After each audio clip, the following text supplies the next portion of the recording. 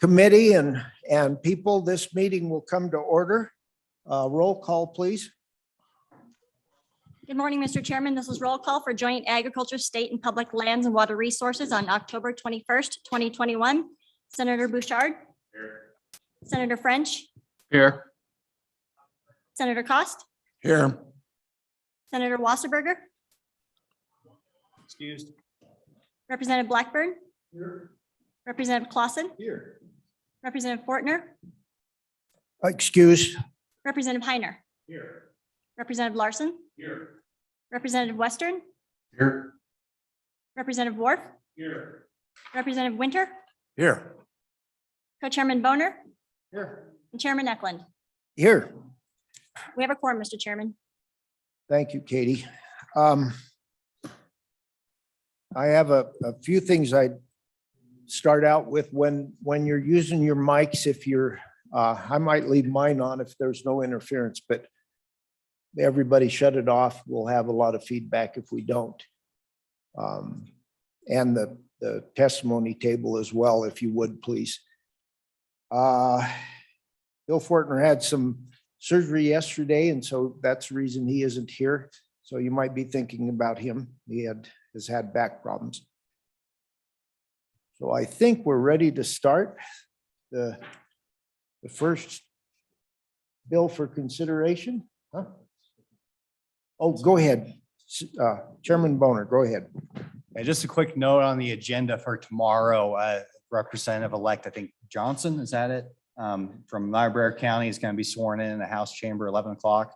So we will take a break if, assuming time allows, and I think it will, to go up and participate in that ceremony in the House floor. So just a note to everybody, it's slight modification to the agenda for tomorrow, but we're excited to have a new member and a new member from Niobrara County of all places. So been a while since we've been able to say that. Okay, first bill for our consideration is the continued discussion of the wild horses. And I think we're going to have probably a discussion of the draft bills, the options we have. So go ahead, Heather, when you're ready.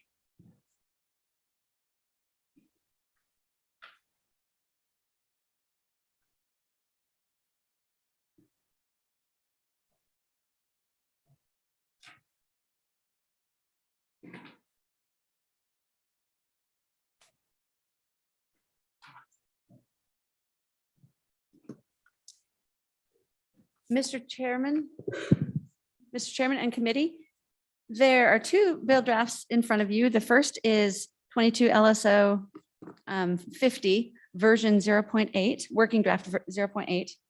This is the revised version of the bill draft that the committee considered at the previous meeting.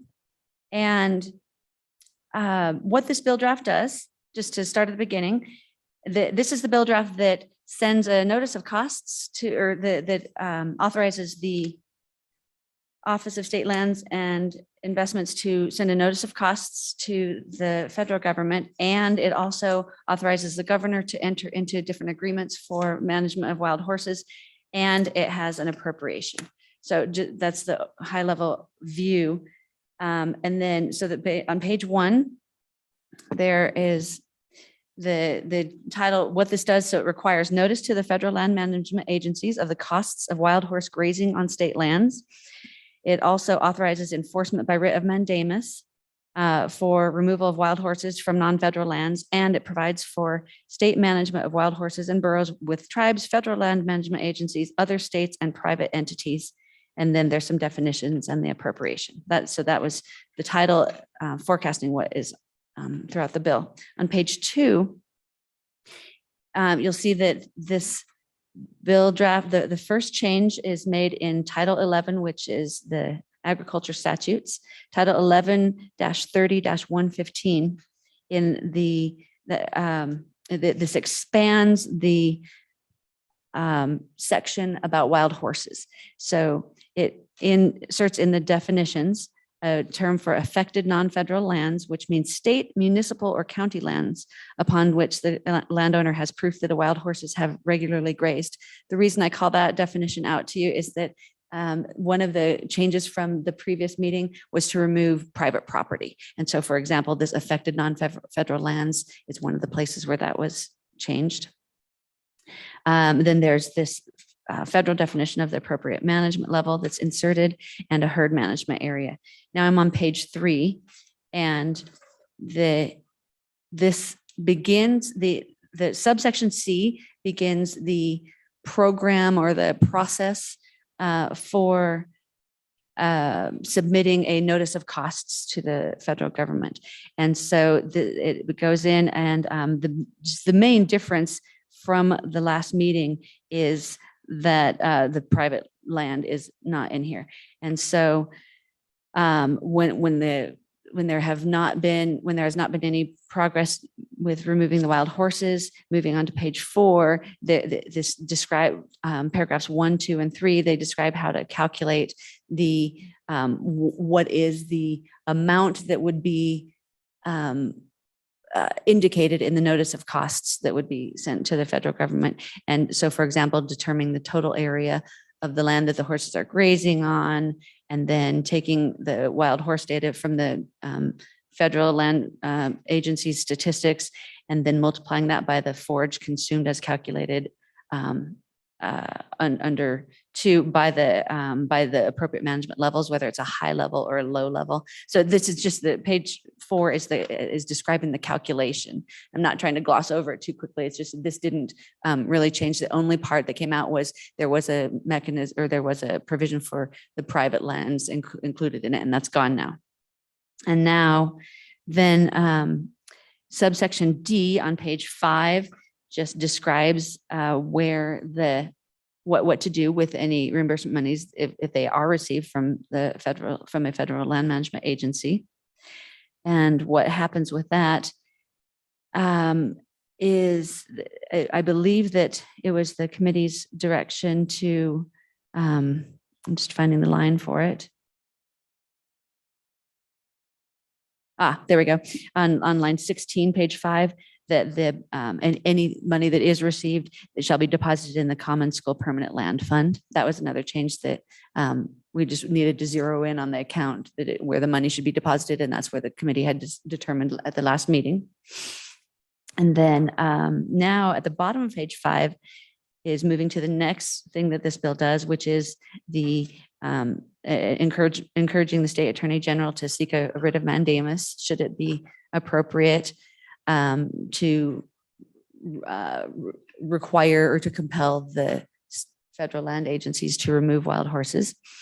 And this is one place, just to call out, that the committee indicated that it could, as part of the writ of mandamus and part of the description of what's happening, it could include some private land. So this is the one instance where you'll see that in this bill, per the committee's direction at the last meeting.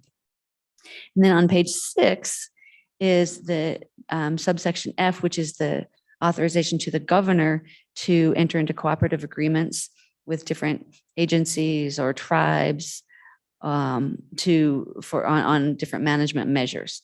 And this section is bulked up since the last meeting to indicate that a cooperative agreement, I'm on line 16, under this subsection may provide for any cooperative undertaking to manage wild horses, including population reduction tactics, permanent and temporary fertility control techniques, expanding or increasing the number of wild horse training and adoption programs, and other removal activities.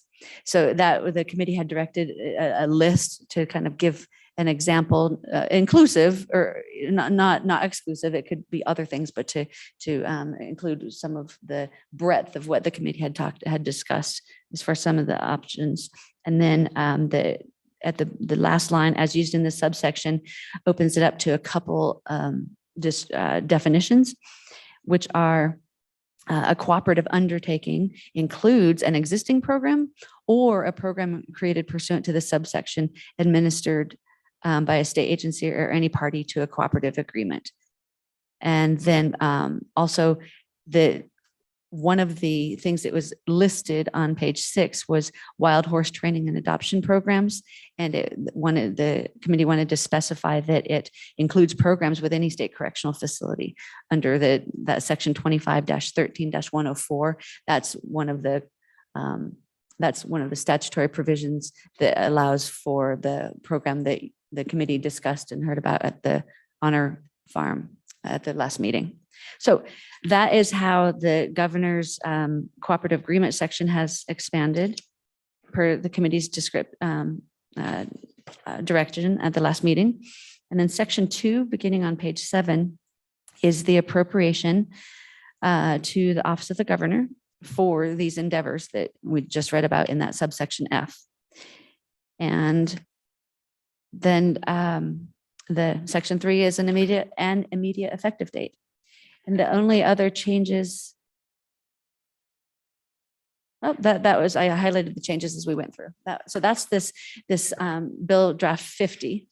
And then just while that is fresh in your mind, there's bill draft 184, working draft 0.3. This is the additional bill draft that was requested at last meeting, which it is basically the previous, it is basically that subsection F pulled out of the previous bill, which is and then the subsection F is the governor cooperative agreement section. It is in the same section. If you look at page 2, it's also in 11-30-115. It starts right at subsection C because, there's not the other stuff before it. And the difference here is that in this, the governor is authorized to enter into cooperative agreements, and the list of folks the governor can enter into cooperative agreements among does not include any federal agencies. That was the committee's directive, is to not have any federal in that. Otherwise, the directive is the same, or the statute is the same, and that a cooperative agreement under this subsection may provide for any cooperative undertaking to manage wild horses, including population reduction tactics, permanent and temporary. It's the same list. And the only difference is that it doesn't have the federal government. And then on page 3, it goes into section 2, and the appropriation is also the same, except that when it lists what the appropriation can be used for, it also does not include in that list any federal agencies. So that is so 184 is the subsection from the previous bill, but without any federal agencies.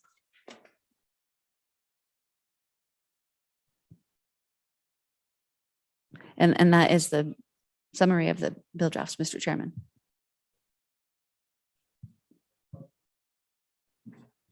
Any questions for Heather?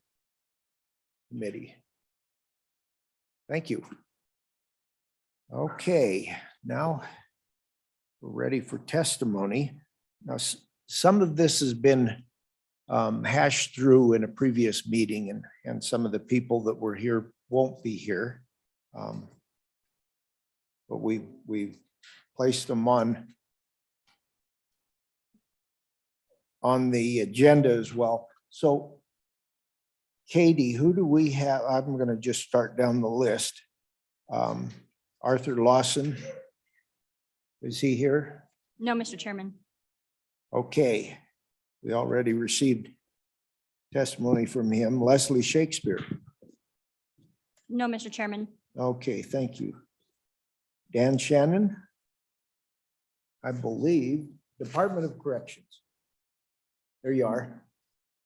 You want to come up and visit with us a little bit about your program?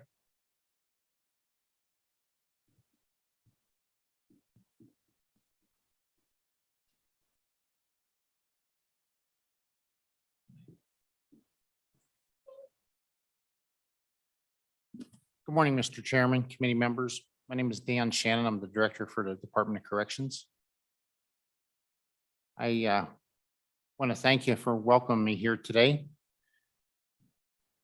I do recognize that at your previous meeting in Riverton, you went over some areas of discovery and concern with Wyoming Honor Farm. We presently, regarding the draft bills that are before the committee today, we presently, as far as the Department of Corrections, we certainly don't have no objections and will be helpful in any way fashionable. There's a few things that I would like to discuss. As you're aware, or you may have been informed at the last meeting, we're currently housing right around 175 horses and burros at the Wyoming Honor Farm. I know some don't really appreciate having the burros, and they're not native to Wyoming, but they do serve a purpose. One is an attractant for the auctions, and more importantly, the individuals that we work with, many are scared to work around those wild horses, and it gives them an opportunity as a stepping stone to work in with the animals. And not everyone at the Honor Farm has had a previous history with livestock. We auction off, we have 2 auctions per year, approximately 85 to 90 animals, and most of them do well. We have not had an auction this past September because of the COVID. We were doing an internet auction, but that's been held off now till December. We certainly support, we being Department of Corrections would support if the act would change to include all facilities, but there are a few concerns. Philosophically, we'd have to look, are we really stockyarding the horses? Or are we going to train them? It's the mission of the Department of Corrections to change the lives of these young men and work with these horses. At our facilities, we currently have 5 facilities: Rawlins, Lusk, Torrington, Newcastle, and Riverton. As you're aware, the program sits currently in Riverton. At our Rawlins and WSP facility, we have the property. We certainly don't have the staffing. I send staffing from other facilities daily to WSP to support it with the current budget cuts as well as the coronavirus issues. It is possible to do it and have additional programs at the Women's Center in Lusk. We don't have the appropriate ground. We're sitting on about 84 acres there. And I was a warden there from 2010 to 2013. We have the land that we could put the piping in, and where there's 2 wells on the property, we certainly have the water to support it. We could build shelters there. We don't have the land. We'd have to bring in the feed supply. The ground there is not appropriate for, we certainly couldn't graze. As I said, we'd have to put the piping in. We couldn't use just temporary gates for those wild horses.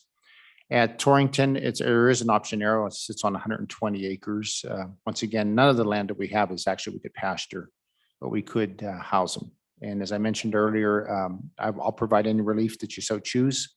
With that being in mind, though, we're really going to have to look, because I don't want to flood the market with adopted horses. That program, which has been going on for 30 years, will go down pretty quick if we do so. So we'd have to say, is our purpose of the Department of Corrections to stockyard these horses, to hold them temporary till they went to another area? Or are we just going to have one section of training? Newcastle, I'd have to meet with the Board of State Lands. That's on leased ground. And for us to even to put up a building, it's quite a project there. Surprisingly, we're on leased ground. It's school ground. So I'd have to work with the Department of Lands to do anything at Newcastle. So once again, we're certainly open to it. Philosophically, I would prefer not to change the program, more especially at Riverton. I think we do a wonderful program there. I'm very proud of the staff and what they performed there. But I will follow any direction the committee provides. Thank you, Mr. Chairman. Thank you, sir. Any questions, committee? Yes, Representative Wharf. Yeah, Mr. Chairman, I was wondering what the cost of this program was. I wondered, because if we're talking about expanding that, I'd like to know kind of what the costs are today and what those costs would grow to if we were to expand that program to these other facilities. Mr. Chairman, Representative Wharf. Presently, it's pretty much self-sufficient, but that's with a caveat, and it certainly would have the expense if we expand. And the reason being, we're getting $4.50 a horse from the BLM prior from 175 or below and 575 below. So you're looking at about $1,800 to almost $2,100 a year per horse. But the amount for the irrigation, the hay manufacturing, the cost of the hay, if you're looking, say the example is if we wanted to expand, just 100 horses, you're looking at $100,000 in hay from what I could figure at the current prices in just alone in the Riverton area. we don't have the land. We lost the 300 acres over by the Walmart area. We no longer have the land for that. Now, we do have 600 acres of irrigated land over Lander, but it's just pasturing for cows and calves. The additional cost, you would have to bring additional staff member in per biennium would be about $96,000, I would anticipate, for a horse manager. And the cost of the additional inmates, there really isn't much there. So to answer your question, it would be to pay an additional $1,000 a horse per year is the best estimate I can come up with this time, but that excludes the infrastructure. As I said, we would have to build permanent piping and gates and shelter, because we certainly couldn't just put stalls and things of that nature. So I don't have the answer, Representative Worf, as far as the infrastructure, because I would have to get some direction on where you want to go, and I'd report back to the committee. So, thank you.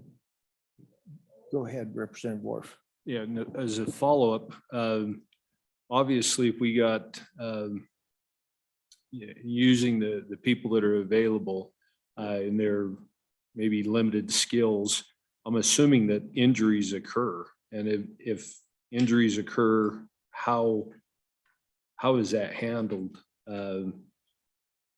Is that added cost to the state for the care of those individuals, or how is that handled, Mr. Chairman? Mr. Chairman, Representative Ward, you're absolutely correct. Surprisingly, individuals who are confined are the only one constitutionally required that we provide medical, and injuries do happen, ankles, horse kicks. I mean, there's a number of shoulder injuries. In the state, we have a direct payout for that. So that is at our expense. Thank you. Yeah, Representative Winter. Yes, thank you, Mr. Chairman. Could you give us an idea what the age range is for these horses that you receive, and how are you able to get rid of all of them through the Adopt a Horse program?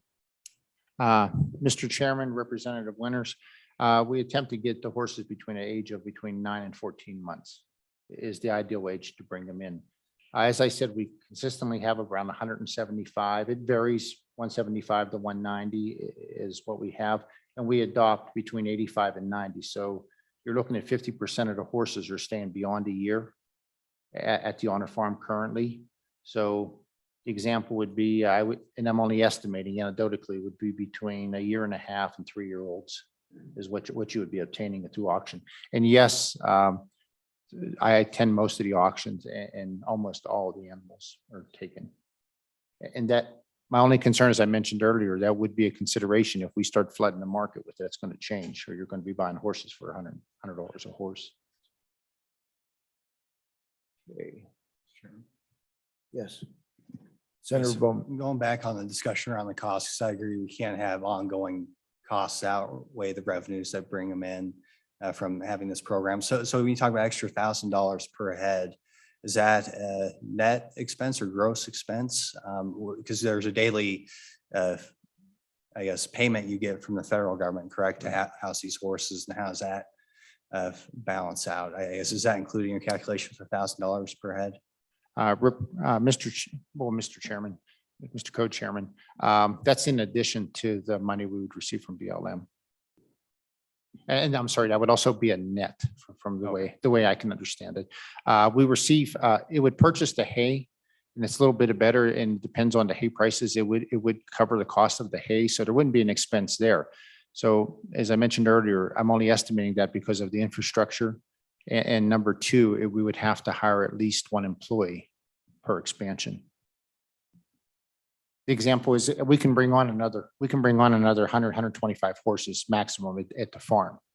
And that would be an additional 40 inmates to work that. And we would have to have another staff member there for ratio. So I'm anticipating if it'd be $1,000 a horse, that's about what the cost per biennium to bring that staff member on. More? Yeah, and so what was that daily payment again? That you get from the federal government? Mr. Chairman, Mr. Co-Chairman, we're currently under the amount of 175 horses. We're paid $4.50 per day, and above 175 to a maximum of additional 125 is $5.75 a day, roughly a little over $2,000 a horse per year from the BLM. So that dollar figure is per horse per day then? Yes, sir. Okay. Thank you. Thank you. We've got other questions. One that I kind of follow up on here. So if the horses are in training at the Honor Farm, then the state of Wyoming has to come up with the hay, or is that also taken care of by the federal government? Because you're talking about the cost of the hay as a Right. separate line item for our prison system. Mr. Chairman, we're reimbursed a per diem per day.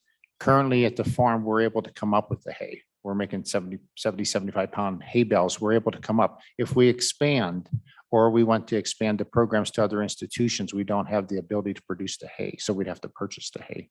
And that goes into Senator Bonner's question about the additional cost per horse. All right. Okay. We've got one more. And so when you sell the horses, where do those revenues go? Mr. Chairman, Mr. Co-Chairman, I believe back to the BLM. Okay, can you make sure, you say you believe, are you sure? I'm not certain, sir. I'll If we find get out. some certainty on that, that's pretty important. I will find out and report back to you. Yeah, Senator Bouchard. Thank you, Mr. Chairman. I'm get really concerned when we start talking about putting more on the payroll, because those horses become on the payroll because we're taking care of them. So can you get us a report of what we're paying now total just in the program we have? Because I mean, I've seen the programs and it all really feel good stories when you have a horse whisperer that we've built in a prison, or, comes out of the prison. But those stories are far and few between. I mean, and quite frankly, when they come out of prison, they can't go get a job. I mean, that really pays, because that's a really specialized trade. And I know a lot of people that train and they're not always full-time employed. So I'm really concerned that we've taken, we'll make another program that we have to just keep funding. Hay could go crazy prices, and then we're trying to figure out how we're going to fund it. So that's where I'm at. So can we get a real report of what's going on now, so that way we can decide whether we wanted to scratch this out of this bill at a later point? I mean, I'm not trying to say let's do it now, but we got to look at this real, where this is going to be in 5 years I think that if we just build up more pens at the correctional facility, we're just creating another problem. We're not going to we're just shifting them from one place to another. And I would really like to work, if we're going to work in the prison systems, I'd rather work and develop the programs that we have to make sure we rehabilitate people and not just create another problem. So anyway, I'll leave it at that. Mr. Chairman, Senator Bouchard, I will provide the committee a cost of what the current program is. I'm not in favor of hiring more staff. I'm doing the best I can to just try to hire the vacancies that we have. But I felt an obligation to inform this committee that if we expand that program, there's going to be additional costs for that staffing. But I will get that report to you and the committee chair. Yes. Yeah, I think that'd be helpful for me to have something in writing. It's great that you have this information, but it's good to have something in writing, concrete, that when you have a good solid cost benefit analysis, even of the current program. It sounds like it's more or less break even, but yeah, that's certainly a basic information we have to have. I'd say. Mr. Chairman, I'll break it down as tight as I can and get a report to you. Representative Larson. Yes, Mr. Chairman, thank you. I think this question's probably been answered, but I'm going to ask it again because I'm not sure if I heard it. How many head are going through the program annually now? Is it like under 175, around 100? Or if that's the question. Mr. Chairman, Representative Larson, thank you for your question. We currently are housing between 175 and 185 consistently, but we're adopting between 80 and 90 per year. Normally between 40, 45 per adoption. We hold 2 adoptions per year. Thank you. Would you have any idea of what the total number of horses that are being fed and cared for around the state are besides the prison? Mr. Chairman, I do not. Okay, I don't. all right, because I know there are others outside of that. So kind of piggybacking on what Senator Bouchard said, I don't know as I'm thrilled with the idea of expanding a program that breaks even. We do have rehab programs in all the other prisons, so. And any change to that would take some extensive work by the prison system or the legislature to alter it all. But thank you for your help. Any further questions, committee? Thank you, sir. Thank you, Mr. Chairman. Thank you, committee members. Appreciate it. All right. Director True, would you like to come up?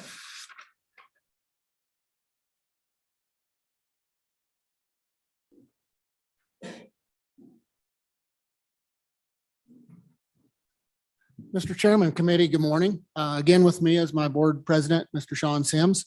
I think we're here to be available for any questions you may ply us with. I have nothing else to report beyond our testimony at the prior meetings. Okay. Committee. All right. Well, yep, we have one. Not gonna get Chairman. off that easy. It just remind us. But what role you see the livestock board playing in this, if we're gonna have, and even as we speak, the BLM is gathering horses. And I know that, you certainly play a role in that and discerning what is a wild horse, what might actually belong to somebody. So it just a little bit more discussion as to the role that the livestock board plays in this process and how you think that could be expanded to move things along and get these horses adopted out in particular, or whatever the case may be. So. Mr. Chairman, Mr. Co-Chair, thank you for the question, I think. Our role is regulatory. I should probably provide, I think I have to the committee before, but I would say again, our role is in our brand inspectors in the horse process, and our role is the same as it is statewide. We're the third-party neutral identifiers of the ownership of livestock. And as part of the regulatory scheme. So we do have and have had since the 90s an MOU with the BLM of how we deal with horses on their gathers that are not theirs, or they're questionable, whether it's theirs or somebody else's. We work those horses through our estray process to try and determine ownership. And then if that's an unsuccessful attempt, then through our estray statutes, then we have the authorization to dispose of those horses in different fashions. And we do that.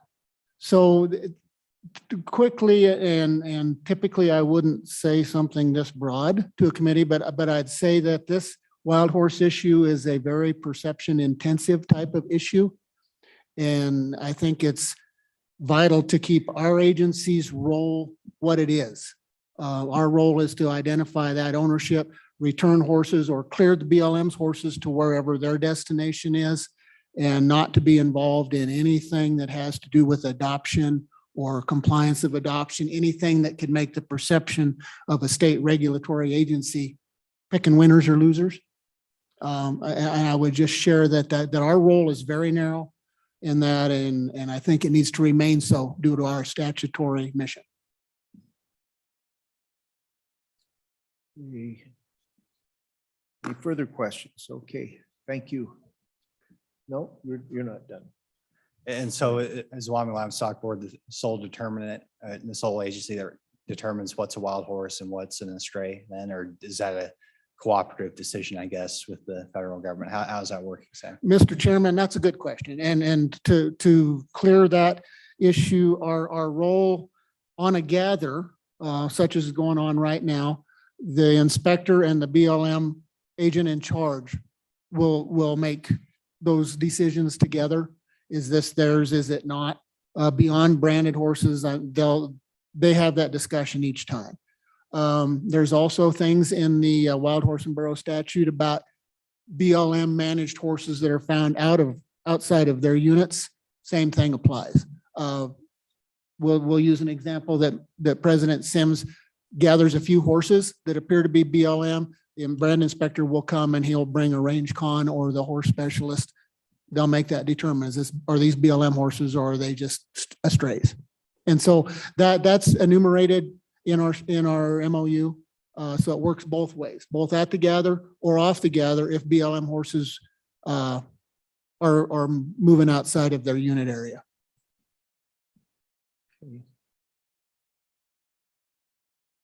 All right. Well, thank you, sir. Thank you, Both of- Mr. Chairman. Both of you.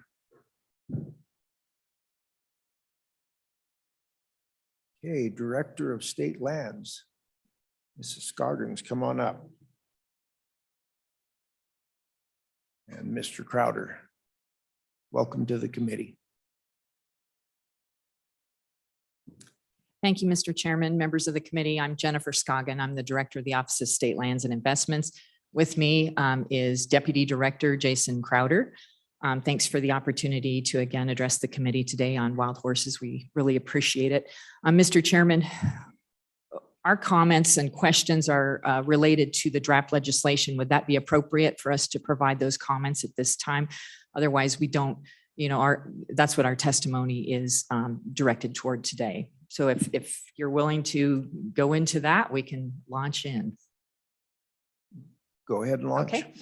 Mr. Chairman, we don't really have comments about 22 LSO-184 version 3. That does not appear to impact the board, OSLI, or state lands. We do have a couple of more questions related to 22 LSO-50 version 8. First, page 2, lines 11 through 13, it appears that OSLI will be expected to accept proof that wild horses have regularly grazed a parcel of non-federal land on an annual basis. There's no real definition of proof, so maybe that's something that we can sort of flesh out in rules. We assume that the intent would be for us to make some rules in that regard. So that's more of a comment. Page 3, lines 12 through 17, there's really no threshold that triggers OSLI to send the annual notice. The language in the draft legislation provides that when the federal government fails or refuses to remove the wild horses, it's unclear to us whether OSLI would be sending a request to the federal government to remove or whether there would be some other state agency. We don't quite understand how that is intended to trigger our obligation to then send the annual notice. Is the request tied to appropriate management levels? Again, we're a little confused and would ask for some clarification there. On page 4, lines 7 through 10, our question is the data from the BLM tied to the herd number data available on their website? Then the concern would be forage consumed on a affected non-federal land is likely not the same as the number of horses in any herd management area. So the concern is whether there's any way to exactly know how many horses were on the property. And again, that ties more to the proof issue. Same comment for page 4, lines 12 through 16. And then finally on page 5, line 16, the appropriate fund to deposit any reimbursements is the beneficiary's specific incomes. So income funds. So we would propose an amendment to line 16, removing common school and replacing it with applicable permanent land and then insert income fund so that gives the flexibility to put the funds in the correct fund. So with that, that would conclude my comments. Deputy, did you have anything else? No? Okay, thank you. Committee. So I guess a few things off the top of my head. More than likely, the way you would determine the cost back to the state would be determined on a percentage basis, where these horses are, where the rangeland is. That would be my guess as to how we would do it. I think it's described in the, so like on page 4, 7 through 10, that percentage is described in line 4 in Romanet I. And I'm not sure about the other ones. I don't think the actual proof is going to be in how many horses you have out there, would be my guess. And it would be the responsibility of the Office of State Lands would be minimized. I think this has been a federal program, and a lot of the problem of it it rests on the state of Wyoming, but nonetheless, the determination of most of these reports and the numbers would come from the BLM is my guess on it. I'm not, Mr. Chairman, do you have anything to add on that? Well, sure, Ms. Shine, I think I'd say that it's fairly clear you're going to use the data from the BLM. That's what it says in the bill. And I think you already provide that information basically at our last meeting. It seemed like a relatively easy calculation. So if there's a word that needs to be changed to make sure that everybody understands, even moving forward, once we're all in, moved on from these positions that we're all in, maybe, we're open to that idea, whatever it may be. But, I think you have a good understanding of what we're expecting because you've already done it, it seems, and provided information at our last meeting. So yeah, we're certainly open to the specifics when it comes to amendments to make it more clear. Okay. Yes, Thank you, Mr. Mr. Chairman. Clouder. Yeah, and to help clarify what our question is I think we agree we're going off of the animal unit month. And we're expecting the proof to bear out how many months those animals were on there so we can appropriately notice those federal agencies. I think where our confusion came in is the draft legislation starts talking about forage consumed, and that's different than the animal unit month. So we can help draft another amendment to make that more clear to speak to the actual numbers provided by the BLM and not the actual forage consumed. And I think we might have an amendment coming that'll work on the forage consumed animal units and the cost associated with it. That will go back into the bill, but we'll discuss that when we're discussing the bill. The page 5, line 16, we put in the common, I'm trying to remember, and the committee may have to help me on this, but I believe we put it into the Common School Permanent Land Fund because that's where we have such a structural deficit that we thought it'd be best to go right back into that as far as the state, at least the state land refund would be at applicable of fund could be substituted in there in an amendment. We'll discuss that when we get to the actual working of the bill. Yes, Mr. Crowder. And just for a little clarification on that, our revenues that we derive from trust lands go to 2 separate places for each beneficiary. One is their permanent fund and one is their permanent income fund. And historically, the permanent funds gather revenue that are from non-renewable sources, like a barrel of oil. We can't sell the same barrel of oil twice. But in grazing leases, we can sell the same AUM twice. So we put that grazing revenue into the income fund. And that income fund is directly distributable by the legislature to those beneficiaries, the largest being the Common School Fund. So we feel the AUMs, or the notices that we might get reimbursed from, are from those renewable sources in AUM. And historically, that's gone to the income fund. Just for context, 86% of the trust lands within the state are dedicated to the Common School Fund. The remaining 14 are to other constitutionally designated funds. And each of these herd management areas have a mixture of not only Common School, but those other beneficiaries as well. And so income derived from those lands is appropriate to be provided back to their specific funds. Okay. Thank you. Any questions? Yes, Representative Larson. Mr. Chairman, thank you. I'm not sure if in the last meeting, did we have an idea of how many dollars we're thinking we might, they might cost us, or we could charge the federal government, I guess? Do you have an idea on that? I thought there was a number last time. Mr. Chairman, Representative Larson, we did provide the committee with very rough estimates with private land involved in those estimates as well. So we can further narrow those down to just non-federal lands and come up with that number. Off the top of my head, it wasn't a lot, maybe $100,000, but we'll provide that to the committee. Thank you. Any other questions, committee? All right. Thank you much. Okay, do we have the U.S. Fish and Wildlife Service? Yeah, we do. Hello, sir. Welcome to the meeting. Thank you, Mr. Chairman. Good morning to you and to the committee. My name is Pat Nelika. I work as a project leader for the Fish and Wildlife Service here in Lander. We have presented testimony to the committee at the previous two meetings. Our role is to assist the tribes on the Wind River Reservation with basically all things fish and wildlife related. And so we're involved in the feral horse issue because of the impacts that feral horses are having to reservation lands and the fish and wildlife that reside there.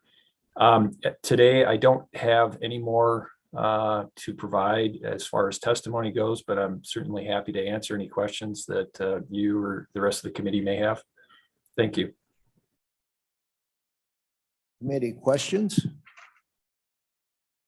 Okay. Yep, we got- No, we have one. Senator Boner, go ahead. Yeah, well, thanks for being with us again here remotely. Appreciate it. Just want a little reminder for the committee, because we are going to have to, with these bills, kind of figure out what the appropriation would be if we move forward with it. And keep in mind that we're going to have roughly $1 billion excess in general fund due to multiple factors, not just federal money, but also the fact that, oil is at $80 a barrel, gas is at over $5 in MCF. So just a little bit of context there.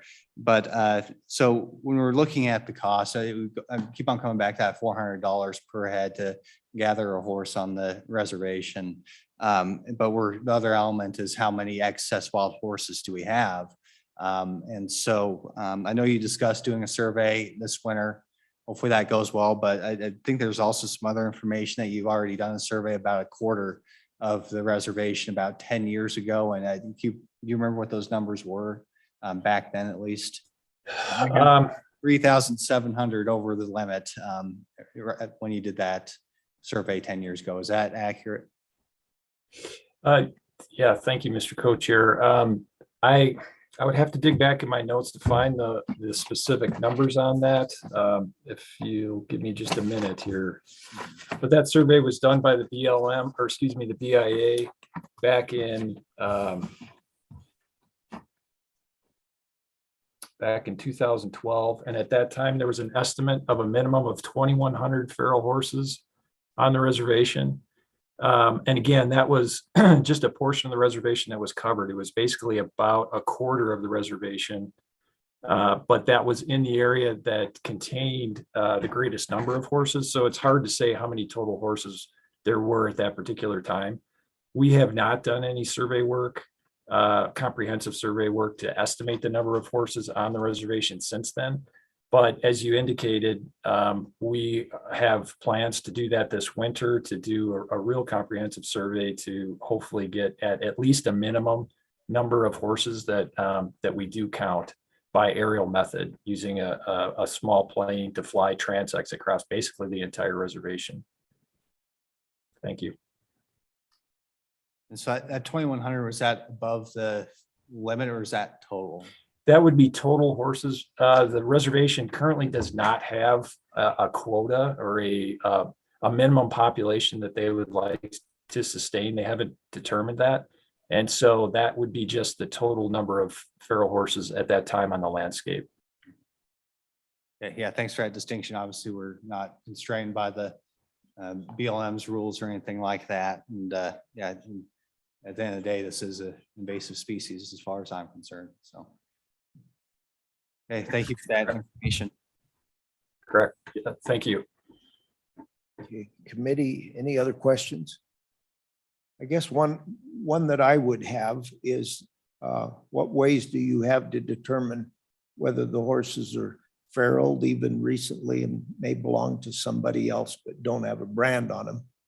May have been just dumped out on the reservation. Do you have a way of distinguishing feral, recently feraled, or Mustangs?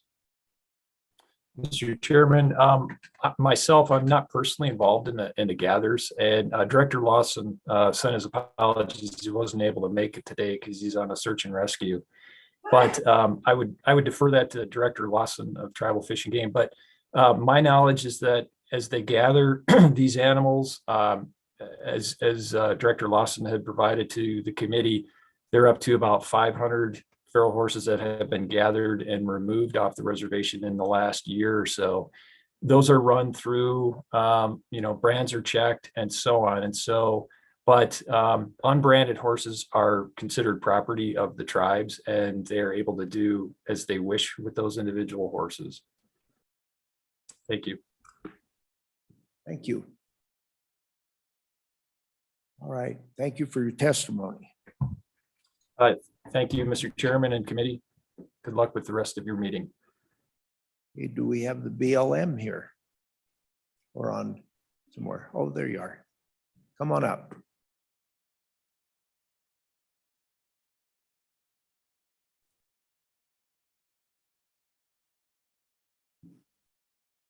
Good morning, Mr. Chairman. I do not have any additional testimony than what was provided the last two meetings, actually, but I do have an update on our current wild horse gather out of Rock Springs, if you're interested. We intend to gather approximately 3,500 horses. We started on October 7th with one of the HMAs, the Great Divide Basin. As you may have noticed, we've had some weather in the last couple of weeks. So we've had some challenges. We've gathered, I believe, about 400 of the 1,300 we intend to gather at Great Divide Basin. We've got about 10 more days to do that before we move on to the next HMAs. And we did call in a second helicopter to help us with that this week. So we have every intention and hope to keep moving forward, assuming weather helps with that. And that's where we are right now. I did want to answer a question, if it's okay, based on one of your other inquiries. The funds collected at the Honor Farm for the sale of horses in any area actually goes back to the Wild Horse and Burro program with the BLM. With Okay. that, I can answer any questions if you have. Committee questions? Yes, Representative Heiner. Thank you, Mr. Chairman. With the wild horse gathering, what is the expected mortality rate for that operation?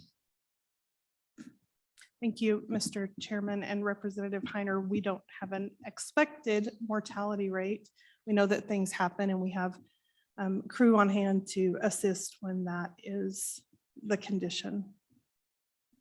I don't have an expected.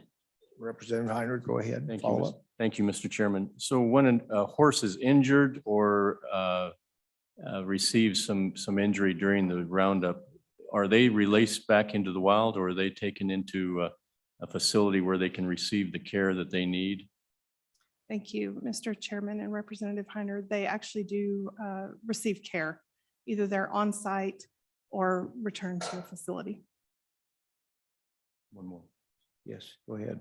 Have you had any mortality so far this gather? Thank you, Mr. Chairman, Representative Heiner. I don't have that information as far, to my knowledge, we've not, but I don't know that yet. So I think that they're reporting collected information. We know that we have some horses who have some conditions before they even come into us. And so we will have all of that information collected and available for the public to see when that gather's complete. Okay. Yes. Chairman Boner. I appreciate that, and I appreciate the question. And is there any attempts to compare the mortality rate that happens to occur during the gathers versus just a regular mortality rate with these horses when they're out on the range? So it's easy to get about half the story, I think. I just want to make sure we have the whole picture. If there's any actual increase in mortality rate due to these gathers, or maybe these horses just weren't in that good a shape to begin with. So any actual data to compare the two, I guess. Thank you, Mr. Chairman. Senator Boner, I don't have that information, but I can certainly check and see if we collect that. Okay, other questions? Yes, Representative Winter. Yes, thank you, Mr. Chairman. Ma'am, do you happen to know what the current trespass fee is that the BLM assesses for trespass livestock? Mr. Chairman, Representative Winter, I don't believe I do know that. The trespass fee for livestock. Is that what you're asking? Yeah, whenever the BLM trespasses a rancher for the livestock they have out there in the wrong place or whatever, I'd be interested to know what that is now. Thank you. We've got a follow-up here. Go ahead, Representative Winter. Thank you, Mr. Chairman. I just thought I might shed a little light on Representative Heiner's question. In my experience, there's very little damage to these horses. The use of the helicopter really eliminates or greatly reduces any injury to any horses. They're able to handle those horses out there very easily. They can bring colts in properly, and I just haven't seen anything really that you should be worried about as far as the damage to these horses. So thank you. Yeah, Representative Winter, would you share a little bit with some of the work you've done in previous times with the committee so that we're aware of what a resource you actually are in this and an authority you are on these wild horses? Okay, thank you, Mr. Chairman.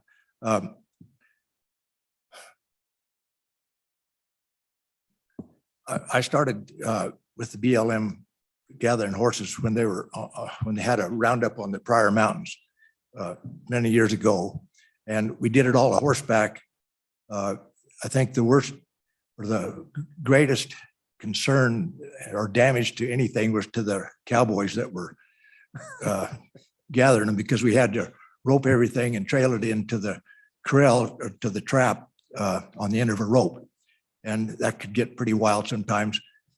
So they finally changed to using a helicopter, and it really works well. And then some of the damage that may occur could be in the corrals where they're trying to load these horses into the trucks and so forth. But the cowboys that I'm familiar with, they certainly know how to do it the best way, and it goes pretty smoothly.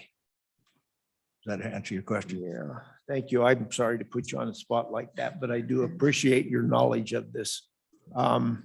Yeah, for those of us that have been around horses, all of my experience has been with domesticated ones, and they're kind of like getting around a stick of dynamite if they're not used to being handled by people. So you can imagine the grief they cause some of the cowboys. I guess a question I would have is, so you've got 400 gathered of the 1,300 you plan to gather in the Great Basin. What, where are these horses going to go? We only take in 175 at the Honor Farm, and a lot of these are bound to be older horses. I'm curious, would you do an abbreviated discussion of what you do with these excess horses and how many other ones might be gathered and in captivity now? Sure. Thank you, Mr. Chairman. As we gather the horses, every evening we assess the horses and determine what the next steps are, but they are going to various holding facilities. We have a new one in Wheatland now, so there are going to be a number which can take 3,500 horses, and they've got less than 100 right now, I think. At least that was the last time I checked. So they're also going to the Rock Springs Corral. We also have one down in Colorado that we send horses to. So it depends on availability, where the horses go to the holding facilities. Okay. Representative Heiner. Thank you, Mr. Chairman. We've seen roundups periodically over the past number of years as a way of controlling the population. Is this a long-term solution in the view of the BLM? Is this something that we're going to continue doing for the next generation or few generations? Or is the BLM working on some long-term solution which would not necessarily include roundups to control them and manage the horses?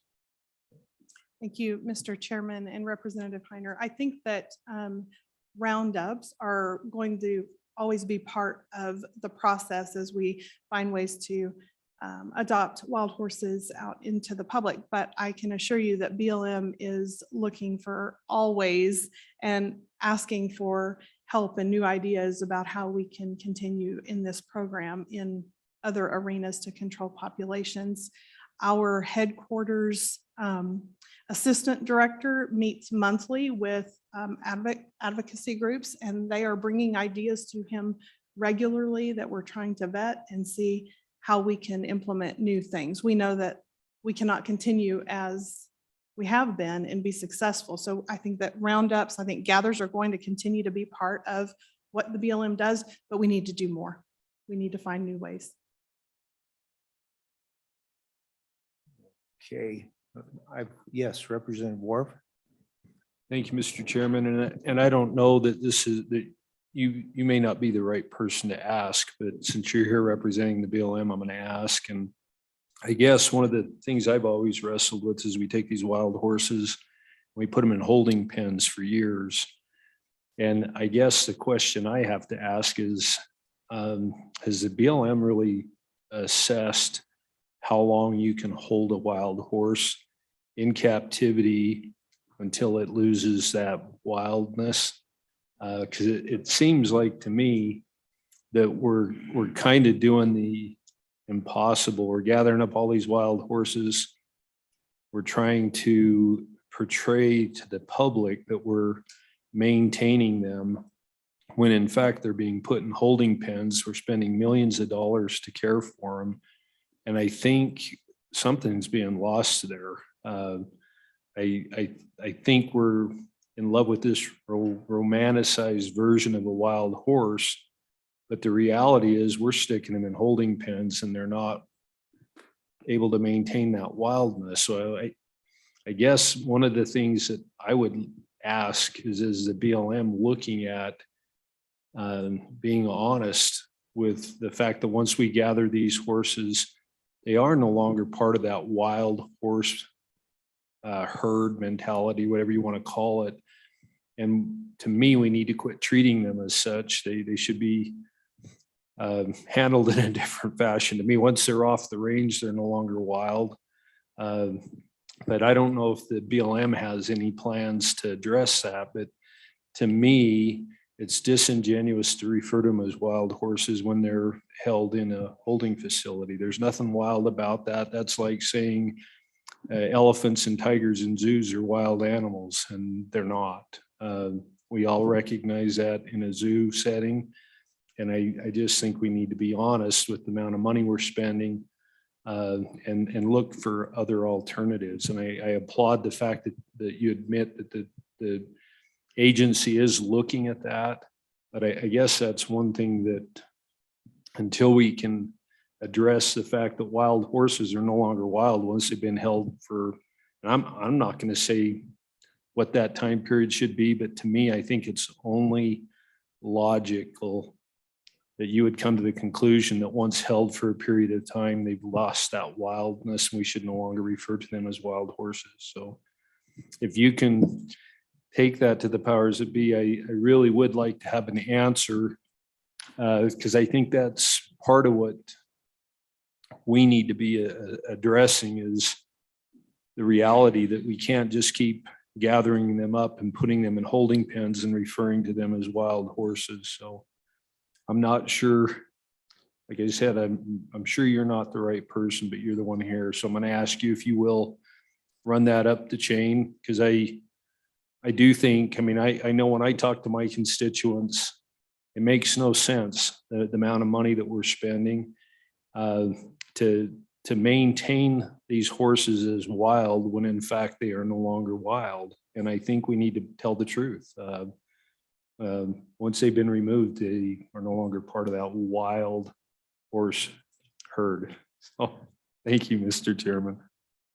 Yes, were you able to get a question out of that, or would you like to respond?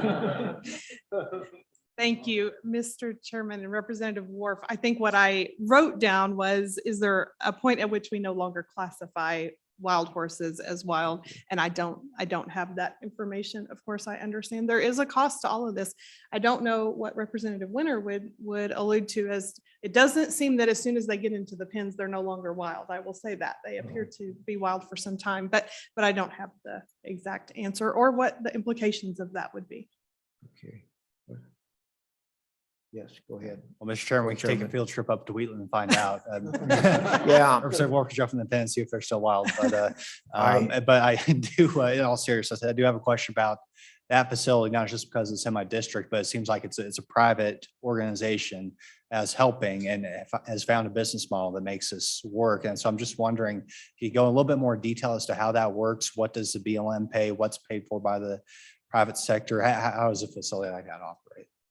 Thank you, Mr. Chairman and Mr. Co-Chairman. I don't have all the facts and figures for you. I would be happy to provide that to you at a later date, but I do know that this private contractor bid for the opportunity to build a facility there and is contracted to the federal government for a cost to do that. So the federal government does support through positions, wranglers. We've hired, I think we've recently hired a couple of wranglers. So there is a partnership there, but for all practical purposes, that private contractor runs that facility.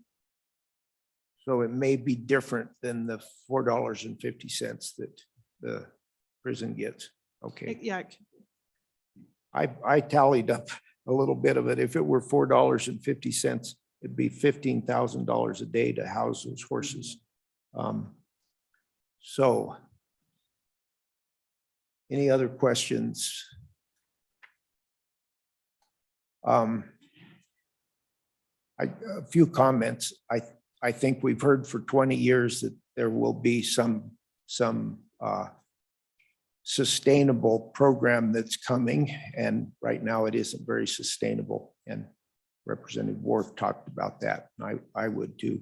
As far as when they are no longer wild, they just revert back to being wild if they're not used in some way. So that's my experience. I think others that have been around horses, whether domesticated or off the range, they're just, that's the deal. Okay. Yes. Yeah, well, just Co-Chairman. want to, don't have a question. We just want to thank you for the efforts that you're currently undertaking to round up these overpopulated HMAs, and wish you all the luck and appreciate what you're doing. But I think we do have a role to play, especially as we learn more about what the private sector is doing to have a sustainable increase and permanent increase in our capacity to adopt out these horses. That will provide an opportunity to manage them into the future. And maybe there is an opportunity for the state of Wyoming to administer some grants for building of these private facilities, wherever the case, or expanding the current ones, wherever the case may be. So that's the sort of stuff we need to be thinking about, committee, is how do we expand that capacity so we can have a more permanent solution to this problem and this perpetual problem. And maybe the prison system doesn't work so well, but it sounds like a private facility is a little bit more promising. So appreciate your work, appreciate the information you provided, and best of luck in your continued roundups. Yes. thank you, Mr. Chairman. Thank you, Thank committee. you. Oh, do we have public testimony? Yes. Mr. McGagnon, come on up.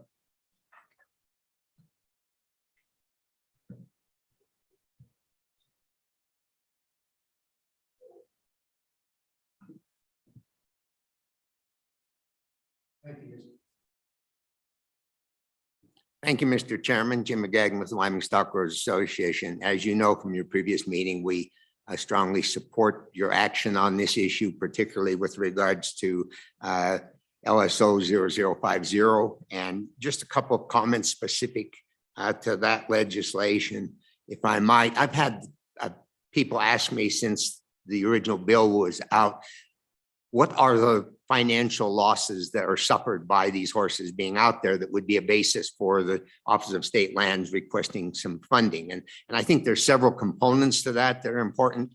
First of all, directly to state lands, that there are sufficient instances of where these excess, particularly large populations of horses, are doing permanent damage to those lands, particularly around water developments and that. So that would be one component of it. A second component to the state, not to state lands, but is loss of wildlife habitat. And I know Game and Fish has expressed some serious concerns over that. The third one is the loss of forage to the state grazing lessees. And while I'm not aware that it's happened to date, I believe we will see the day when in certain cases, grazing permittees or lessees will be coming to the state land office and saying, look, I'm paying for X number of AUMs. Half of those are being consumed by wild horses. I want a reduction in my annual lease amount that is payable because of that. So I think there are all those factors.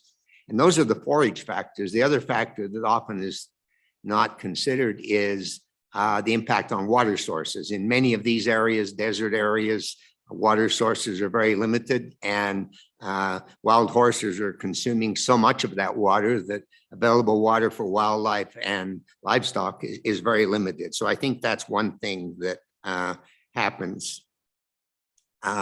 With regards to the concern that was discussed earlier with the basis for calculation, and I believe, Mr. Chairman, you correctly pointed out, it's a percentage based on the percentage of land. That's not unprecedented. The BLM itself, in terms of grazing allotments, looks at the percentage of land in an allotment that is either state or private, and they calculate your annual AUMs that you utilize based on those percentage factors. So this bill, as it's drafted, uses that very same approach there.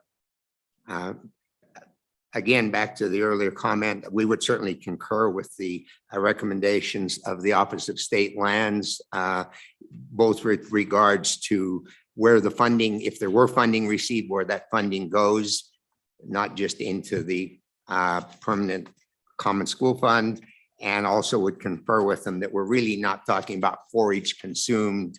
It may be a little unclear that we're talking about the animal unit months as the criteria here.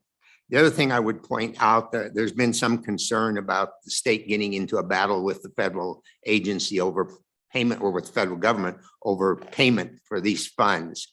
I would point out a couple of things. First of all, the language in the bill as it stands simply refers to an annual notice identifying the grazing cost for those wild horses. It's not a demand for payment, it's a notice. And I would, frankly, Mr. Chairman, suggest that if you move forward with this bill, you might consider adding to that, not a demand, but at least an annual notice identifying the grazing cost for those wild horses and requesting reimbursement of those costs. Otherwise, it's as it stands today, I read it's just telling them this is what it's costing us. It's not asking them for any funds. So that's a little inconsistent to me with the language over on page 5 that talks about monies received. Requested. Okay. So that would be one change that I would offer for your consideration as you move forward with this. And finally, Mr. Chairman, with regards now to the second bill, and I believe if you move forward with the first bill, as I hope you do, that the second bill is no longer necessary. But should you opt to move forward to the second bill, I think it's a mistake that the bill does not include the opportunity for cooperative arrangement with the BLM or the Forest Service. It eliminates the federal agencies. There's nothing to say, well, the state would have a cooperative agreement with them, but if we're going to look at cooperative efforts, as the first bill does, it includes those federal agencies. At least the opportunity to work with them would seem to be something to me that should be maintained. With that, Mr. Chairman, I again would simply urge strongly your support for this bill, particularly 0050, and would be happy to take any questions. Committee questions? Okay, well, we've got one down here. Representative Winter. Yes, thank you, Mr. Chairman. Mr. Magagna, you mentioned a change in this draft. Could you reiterate what that was again? Mr. Chairman, Representative Winter, certainly on page 3, line 20, and then I believe it's also in the bill on page 5, line 7 and 8. And that may be the only ones. I'd have to look more carefully, but where it talks, for example, on page 3, line 20, submit to the Department of Interior or the Secretary of Agriculture an annual notice identifying the grazing costs for these wild horses. And I would suggest as an amendment, leaving that language in and saying, and a request for payment of those costs. So we're not just telling them this is what we believe it's cost the state of Wyoming, but we're asking them to consider reimbursing us for those costs. It's not a demand. It's not saying we're going to try to sue you or anything else, but it's at least a request. So it gives it some substantive meaning. Okay. Yes, thank you. Okay. Any other questions? Thank you, Mr. McGagna. So do we have other public testimony out here?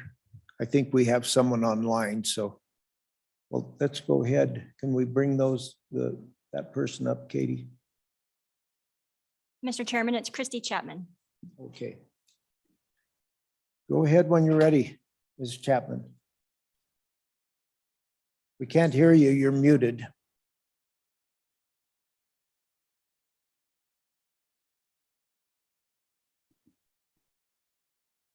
There we go. Yeah, now we hear you.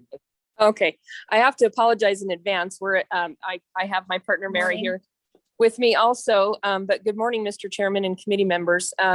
We are in a public location because we are doing the gather. We've been attending the Divide Basin gather. So first, just wanted to thank you guys for moving forward with this bill. I think it's important, and we like to see this.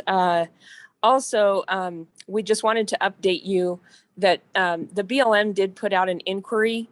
It wasn't a request for a contract. It was simply an inquiry into interest in essentially private and nonprofit contracts for fertility control.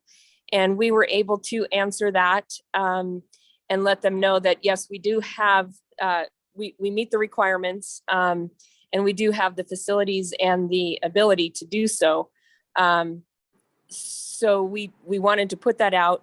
If this were to become a state thing also, I think we would be able to work with the state as well. That is really all I wanted to say, but Mary had a couple comments regarding some other things. Good morning, everyone. Thank you, Mr. Chairman and committee members. I just wanted to give you all an update as to some of the things I've been doing. I'm currently looking into purchasing or leasing some properties. I would like to have a facility for wild horses. I'd like to have a sanctuary component, but also to do adoptions. I am definitely interested in partnering with other agencies, whether it be the prison or veteran programs or mental health. I'm interested in doing something on that line. I currently am employed by the Department of Agriculture, and I'm employed out of York Corrections, which is the only women's prison in Connecticut. And there I manage the large animal rehab program there. So I have that experience, and any of the animals that don't work out at that program, I in turn take to my own rescue organization, where I have 2 locations, and one of them we do psychotherapy with 3 once wild horses being the main horses utilized in that program in 3 therapy programs in the state of Connecticut. So I do have that experience, and I'm definitely interested in utilizing my organizations on the East Coast to help any of those horses from here in Wyoming to get adopted on the East Coast, whether doing online adoptions. I work with multiple haulers where we often haul horses from as far as California to Connecticut, and we find adopted homes or programs for those horses. Where do the dollars come from for your program there in Connecticut? Are they private dollars or federal? Yes, thank you, Mr. Chairman.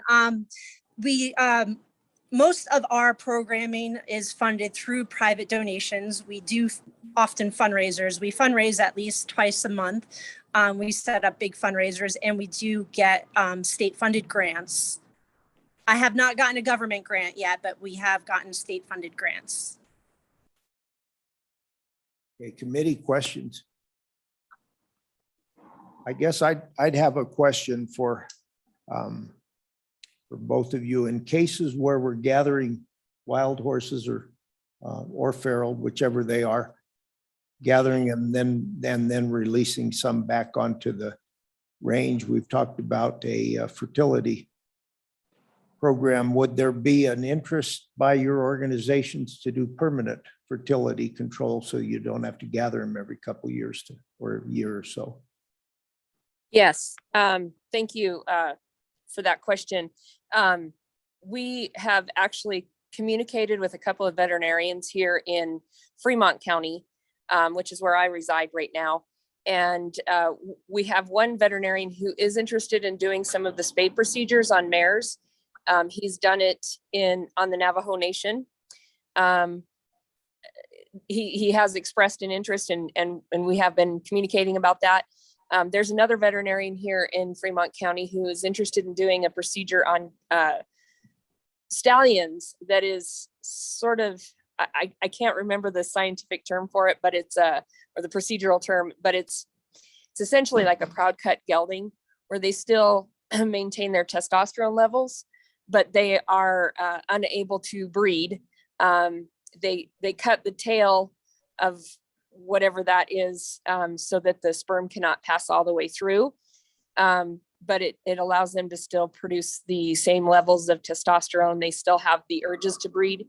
And in our opinion, based on the research that we've done, this would be part of a targeted fertility control program where you're implementing some of the permanent things and maybe some of the older horses so that they can remain on the range and pass on the wisdom to the younger generations of horses.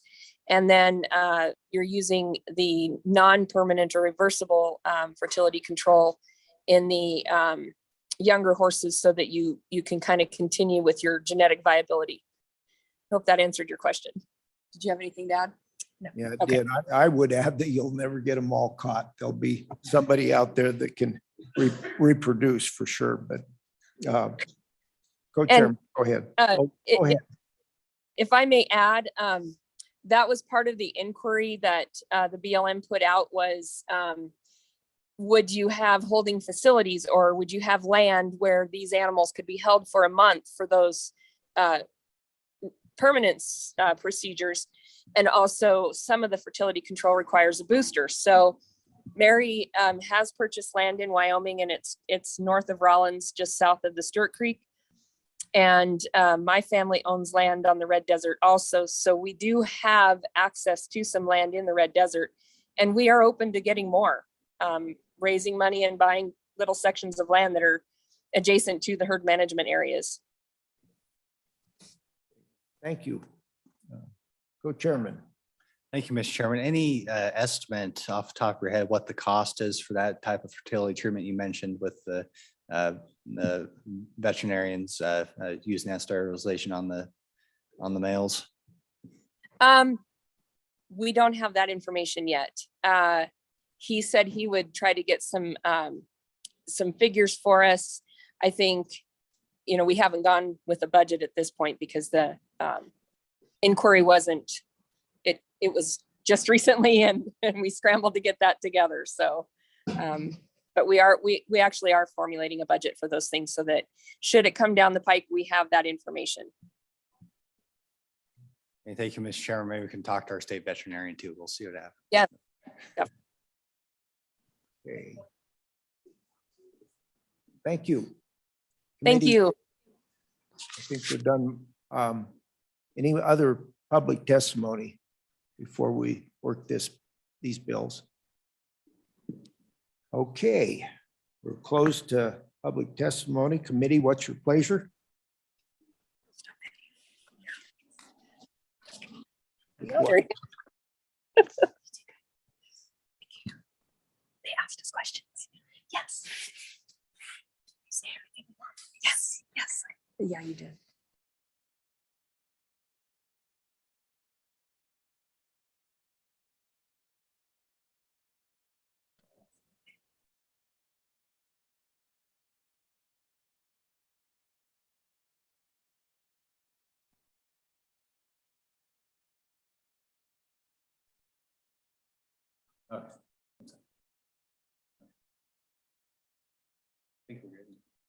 All right.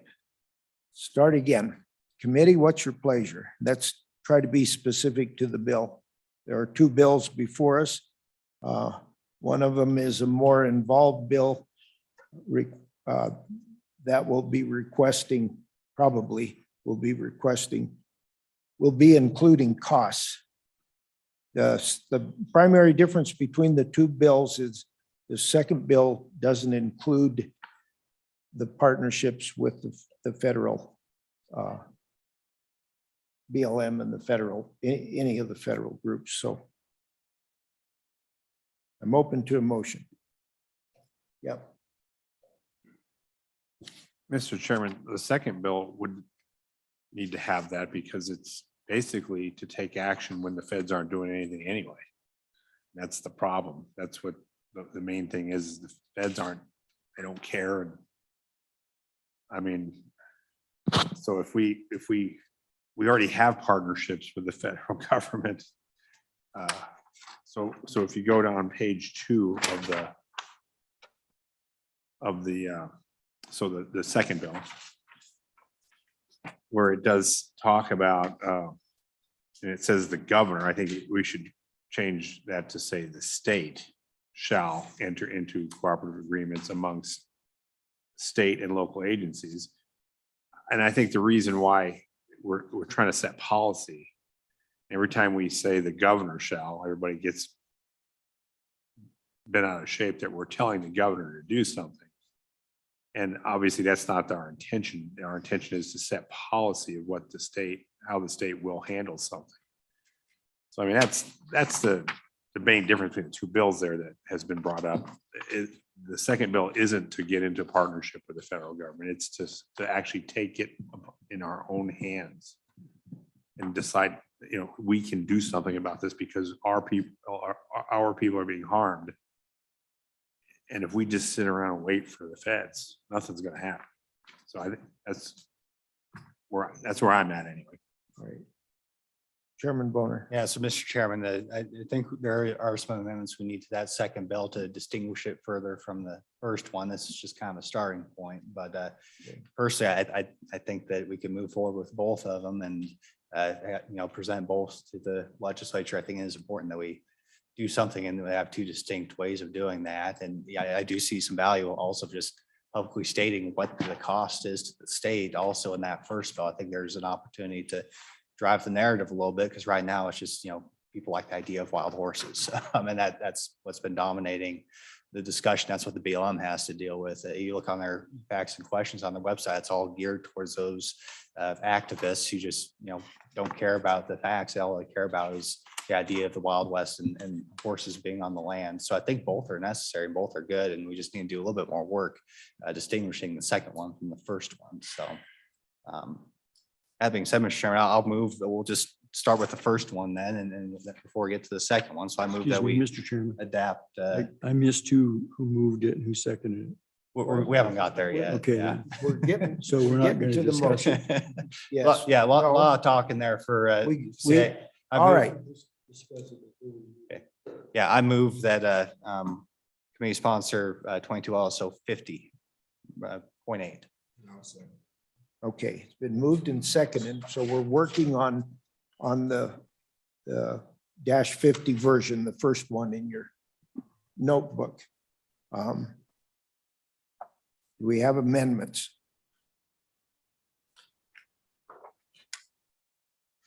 So Yes. Representative Winter. Yes, thank you, Mr. Chairman. I would propose that we institute the suggestion from Mr. Magagna relative to this first bill to include the term request for payment wherever it is appropriate. Okay. All right, it's been moved. There are, and seconded, there are a couple places.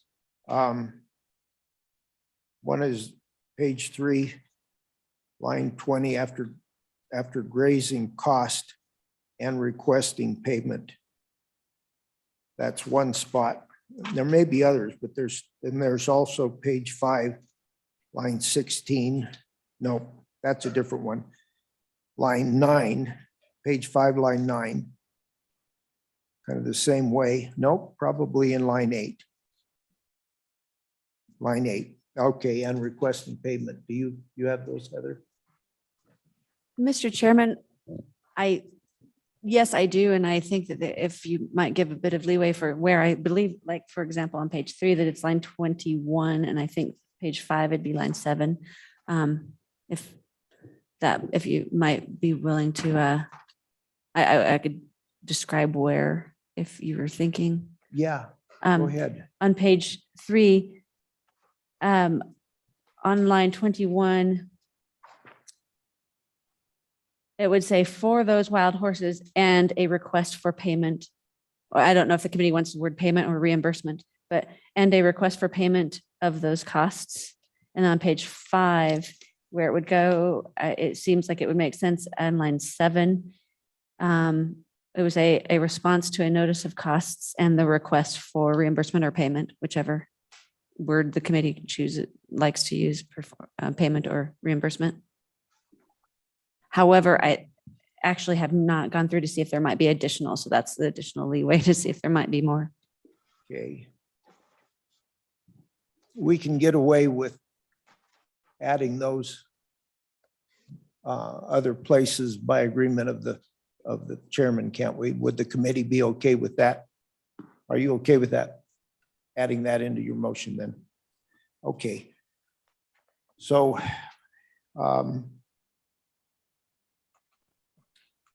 so the motion on the table would be, at least in 2 places, requesting reimbursement. Is the committee good with that verbiage? Okay. Any discussion? All those in favor say aye. Aye. Aye. So I think it passed. It did out here anyway. Okay, more?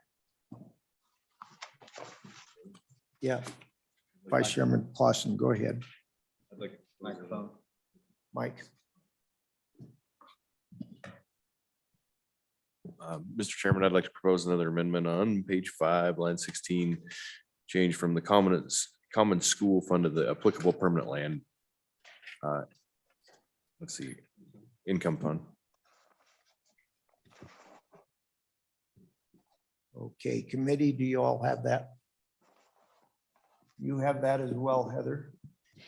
Mr. Chairman, I want to just restate that to change the common school permanent land fund to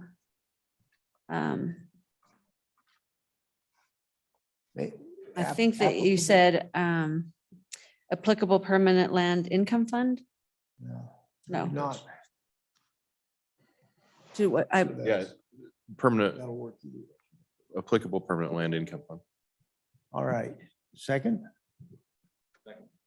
Been moved in second. Discussion on that amendment. All those in favor of that amendment say aye. Aye. Aye. Opposed? Okay, that one passes. So Chairman Boner, you have a few things to add. Yes, Mr. Chairman, I'll move that we have a reporting requirement back to the Joint Agriculture Committee by October 1st of each year in the biennium, and that'll be on basically page 8, line 4 at the end of section 2.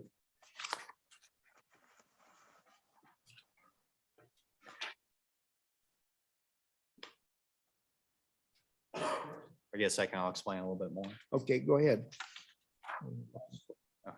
Seconded. I just think this is that layer of accountability back to the legislature, make sure these funds are being used appropriately and being efficient and not just, throwing good money after bad.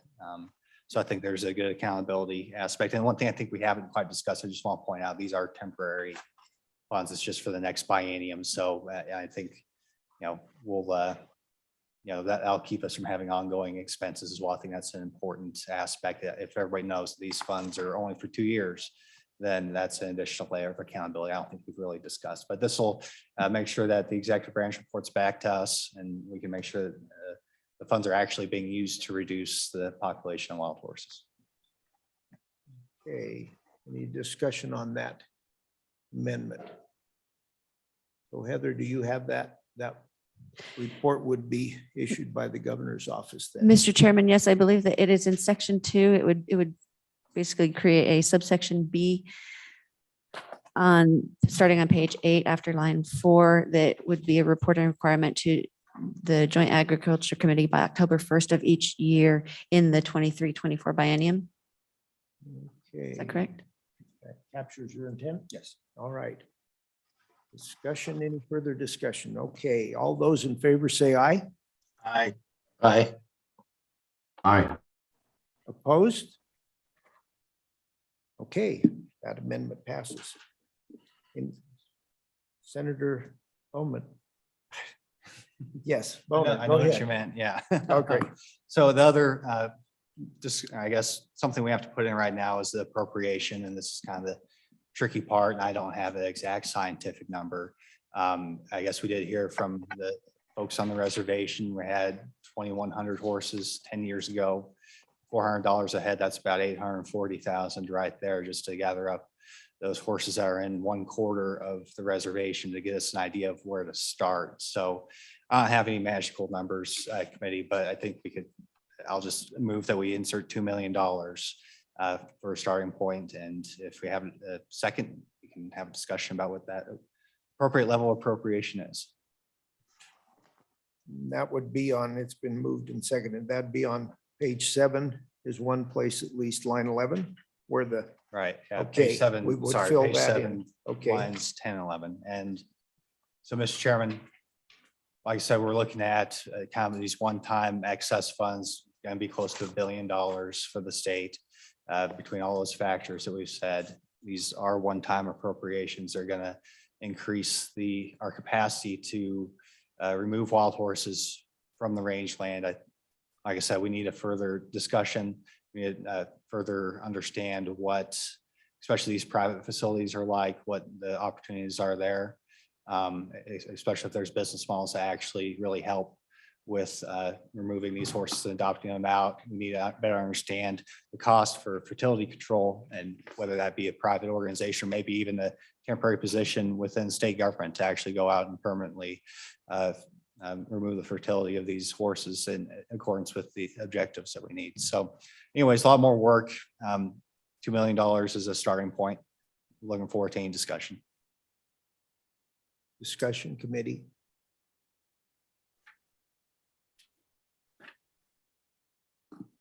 Representative Winter. Yes, thank you, Mr. Chairman. And Senator Boner, is this predicated on the 2,000 head? Is that correct, what you're working on?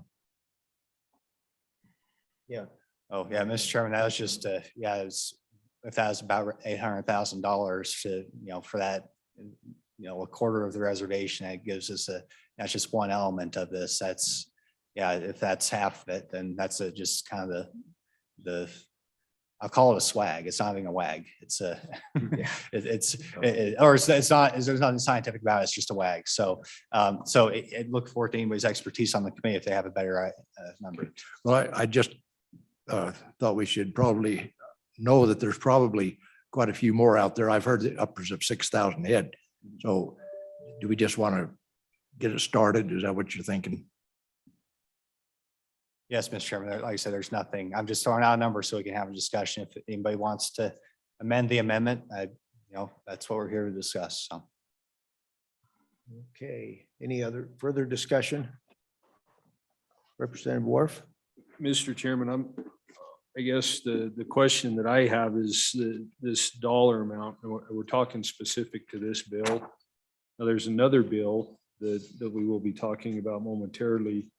Would we have additional funding for that bill, or would the bills are we talking about the same amount? Because I guess that's the question that I have, is whether we're talking about putting 2 million in one bill and 2 million in the other bill, and then having a total of 4 for this one topic. I guess that's the question I have. Then go ahead. Yeah, so I mean, right now it's 2 million, could be whatever else we want when we work the other bill. So if we want to do 2 million again, it'd be 4 million total. That's why, I mean, maybe we'll have done 4 million, but now we're doing 2 since we have 2 separate bills. But like I said, it's just a starting point. We probably need to do a little bit more research. Frankly, it's something I haven't quite got through yet to really understand, what's the cost if we want to help with, say, construction costs for a private facility. It's going to be self-funding. What's that cost? What's the cost per head of doing these permanent fertility controls? We need to drill down, get those numbers, and then we can, if we know the excess AML, then we can kind of figure it from there. But I just haven't done the work, and I apologize for that. So Yeah. to answer your question, yeah, it could be whatever the committee wants. Okay, and I guess I just wanted that for clarity, because as long as we all understand that this is just kind of a blind stab in the dark, and we are going to drill down and get it, because I don't like having no number there, but I also don't like just putting a number there. So as long as we will get the information that we need as far as what those costs will be, so that we have a better, but I'm willing to make a second on that $2 million just for the discussion. Thank you. Okay, I've got a question for Heather. So we've got on these two, so that we can have more clarity on this, we have both section 2 in each bill are identical. I'm not sure we would, I think we'd have to change section 2 in the second bill a little bit at least to add another $2 million to the thing, but I'm not sure. Go ahead. Mr. Chairman, yes, the 2 bills are distinct and separate from one another. And section 2 is the appropriation section for each bill. The appropriations are not identical because of the limited usage of or the limit on the appropriation in the second bill, in bill number 184. All right.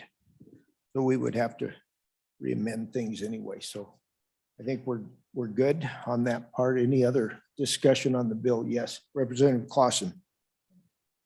Mr. Chairman, just to add to the discussion for the dollar amounts, if the Fish and Wildlife Service does do the survey this winter for the reservation, it'll be in time for our budget session. We can put some more accurate numbers into some of these things. So just throwing that out there. Thank you.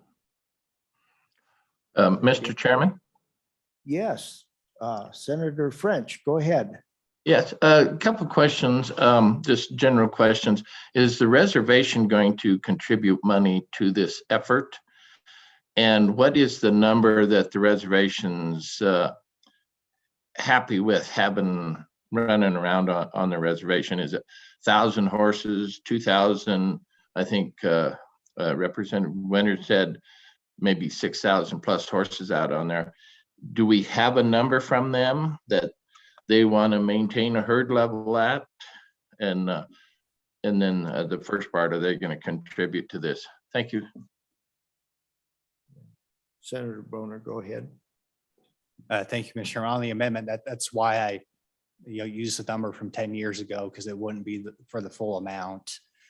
So we want to be, I guess, conservative in that regard. And so we will have hopefully some more information if they get it done in time by January or February after they get that survey. So that's what Representative Clausen was discussing. As far as, putting further stipulations onto any agreements we have with the tribes, I think that'd be a very good amendment, another amendment maybe on page 6, stipulate that there has to be a cost sharing or something like that. We could further define that if the committee would like, and I'd be certainly open to those sorts of improvements. But right now we're just on the appropriation, and yes, it is a lower figure than probably what is the need even on the reservation alone, just recognizing that we want to be a little conservative about it, I guess. So, but we can certainly open to changes. Okay, we've got a couple more here. Representative Blackburn.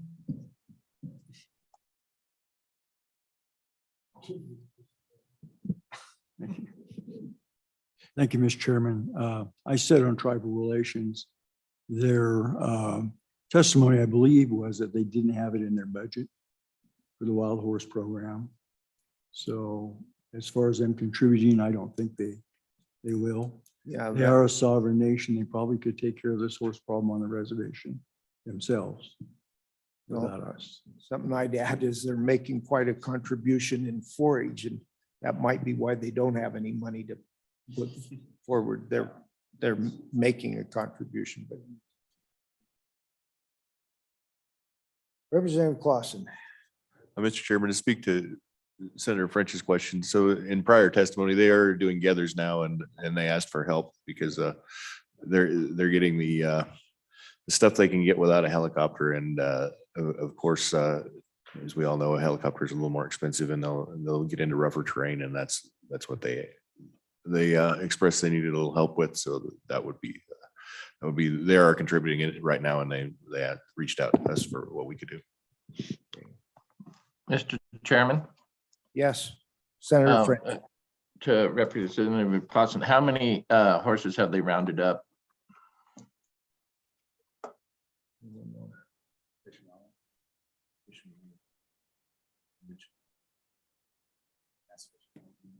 Five 500. Okay, we're getting them in the brand office at about 500 head. On the reservation? Pat, are you still on? There you are. Go ahead. You have that information for us, sir. Yes, Mr. Chairman. Excuse me. The current estimate's about 500 horses that have been rounded up, probably about over the last year and a half. Tribal Fish and Game and BIA have been actively doing that. And as was mentioned a minute ago, that's a significant effort that the tribes have been putting forth. I mean, going out daily, rounding up many of these horses on ATVs and motorcycles and that sort of thing. So there's a significant effort. So there is a cost share in a sense that is occurring just through labor, et cetera, and feeding these horses that they do corral before they ship them, because they have to have brand inspection and veterinary inspection and so on. So thank you. Okay. Does that answer your question, Senator French? Yes, sir, it does. Okay. Any other questions, committee? Okay, so we're voting on the amendment to include $2 million into the bill. Is everybody ready to vote? Any further discussion? All those in favor say aye. Aye. Aye. Aye. Aye. Opposed? Okay, that amendment passes. So do we have further amendments?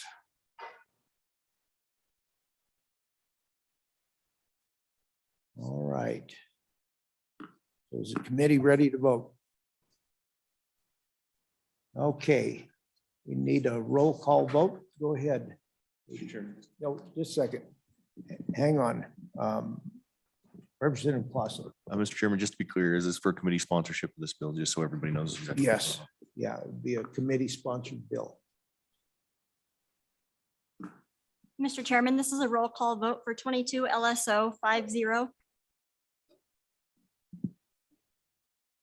So sorry, Mr. Chairman, I did not catch whether the committee voted on that appropriation, the 2 million appropriation.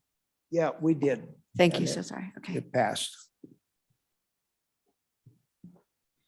Mr. Chairman, this is a roll call vote for 22 LSO 50 for committee sponsorship for wild horse and burrow management as amended. Senator Bouchard. Senator French. Aye. Senator Cost. Aye. Senator Wasserberger. Aye. Representative Blackburn. Representative Clausen. Representative Fortner.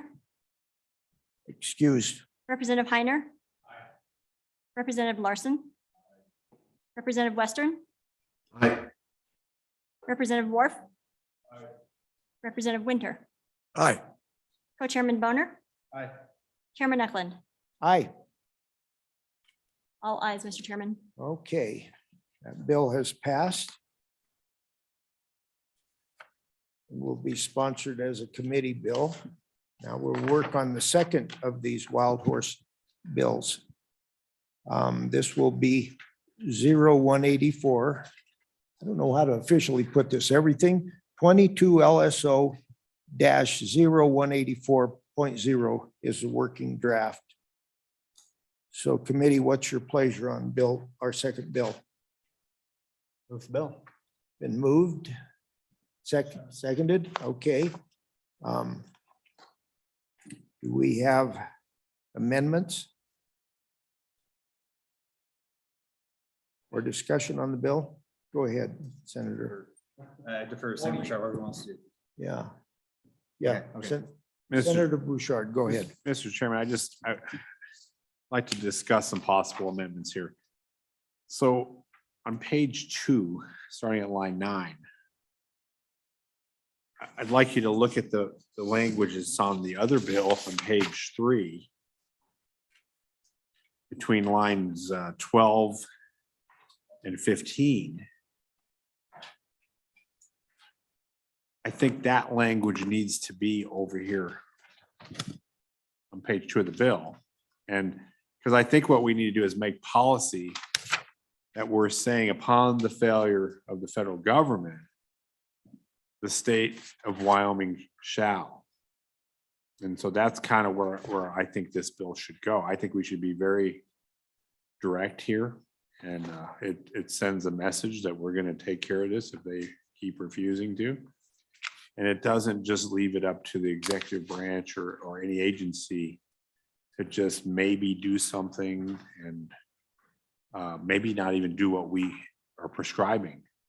So, I mean, I think putting this failure or refusal of these federal agencies to remove these wild horses that are on our land or private lands, that's where the problem is. So I would like maybe some other opinions here, how we could do that. Okay. Yes. Co-chairman Boner, go ahead. Okay, well, I think that's a pretty good starting point. And so maybe if I could just read how the amended language would read on page 2 of this bill, starting in paragraph C, maybe it'd start with saying, upon the failure or refusal of the United States Bureau of Land Management or United States Forest Service to remove any wild horses claimed by the United States Bureau of Land Management or United States Forest Service in accordance with federal law, the state shall manage wild horses in the state, including the Wind River Indian Reservation, period. And then just start the sentence, capital T, the governor is authorized. As a initial stab in the dark, I guess.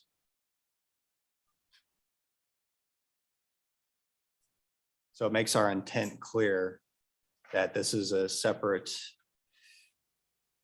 bill, very distinct bill, and that we're going to just go ahead and manage wild horses in accordance with federal law. If the federal government can't do it. So that's, I believe that's the intent of the bill. So.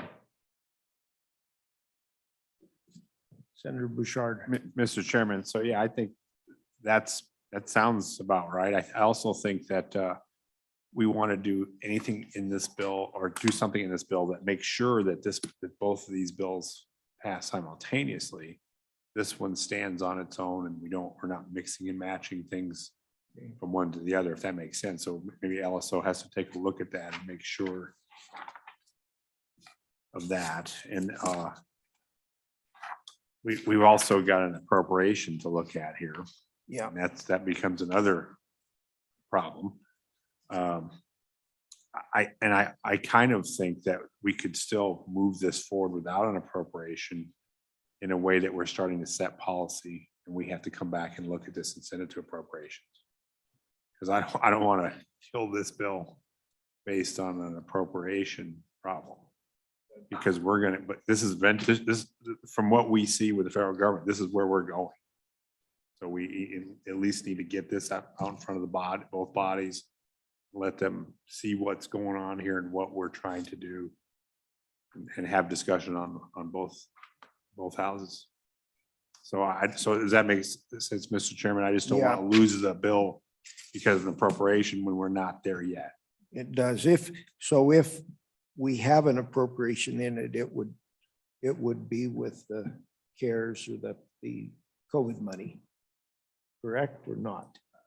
No. Okay. Mr. Chairman, it's understanding that it's general funds. That's, like I said, it's a culmination of many factors that, price of oil, price of gas, the way that we've used some of the federal money, which, we're putting in agencies, which means they're going to have an excess of funds, which means there's the general fund. So it's going to be general fund. And it's not just federal money. It's multiple different factors. Like I said, as it stands right now, maybe it'll be more by the time we get in session if oil keeps on going up the way it is. But I think the rough estimates that we've heard is roughly $1 billion excess of temporary. We don't want to, create any permanent ongoing expenses, but we can do these one-time things that'll help, produce better outcomes for the state. So that's the way I understand it. And obviously, we're going to have much better idea once we get into session of what the revenue estimate is going to be. But for now, we just need to acknowledge what we know, what we don't know. And but what we do know is that it will be general funds. Thank you. I stand corrected. I forgot how we were using the money. So, all right, so we're on the motion. Does everybody have a pretty good understanding of? I moved the amendment. Oh, you haven't moved it. No. Okay. If I say I move the previous amendment, hopefully the committee understands. I don't have to repeat the entire thing. Is that good, committee? So I'll make that motion. All right, that's all. All right. And to be clear, we're just for modifying the language on page 2, line 9, adding that additional language. So that's the motion. Okay. All right. You have that. Mr. Chairman, Go ahead. I do have a question just for clarity. I believe the way the amendment was read, you read in the language that was proposed to capture from the previous bill. But when you read it into this, you read in on line 10 where it refers to the governor. I thought one of the things that Senator Bouchard had mentioned earlier is that we wanted that to say the state rather than the governor. Did you capture that in your motion or?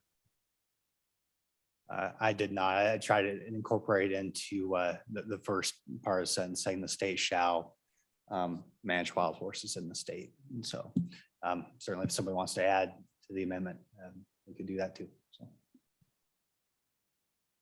Okay. Mr. Chairman, so Go ahead. let's go back.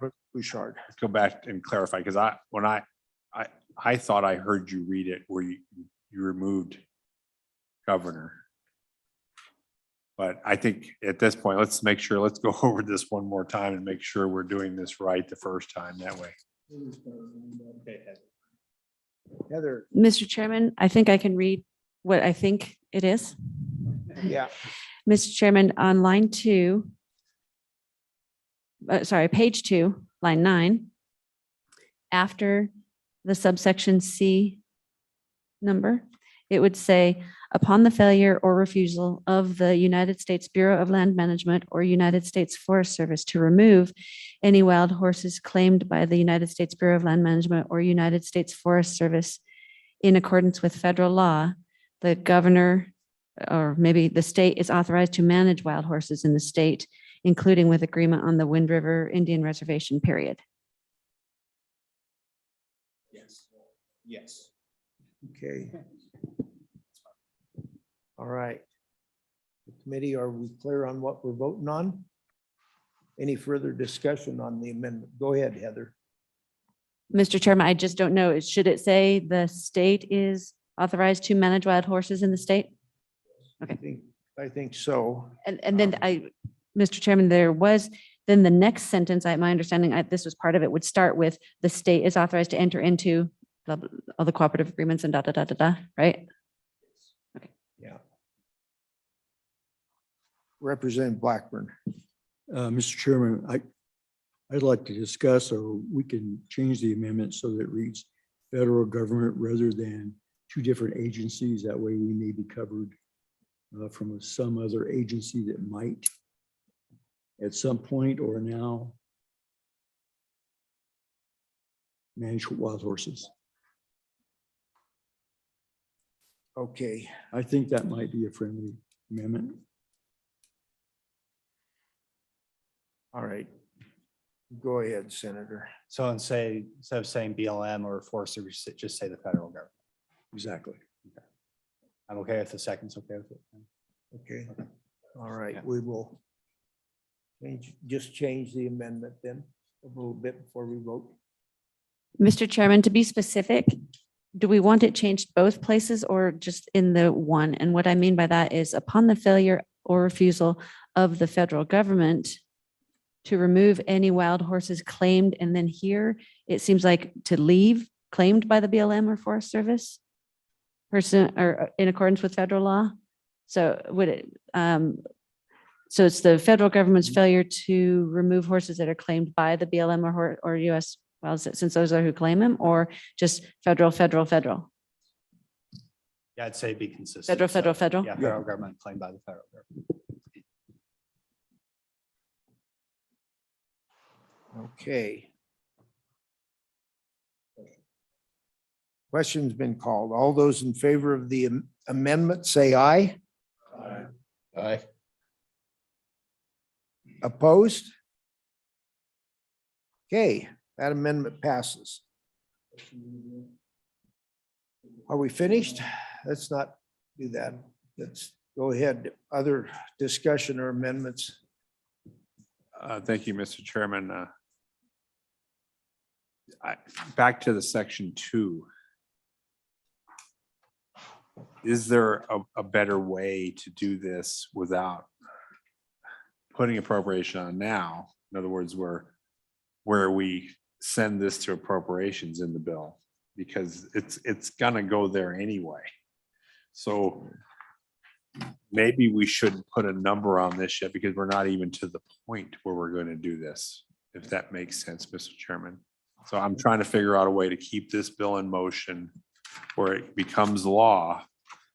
Because remember, this comes back to upon failure. So you really can't appropriate until it's happening. So does that make sense? It would have to come back to the legislature and be appropriated anyway, the way this bill is written.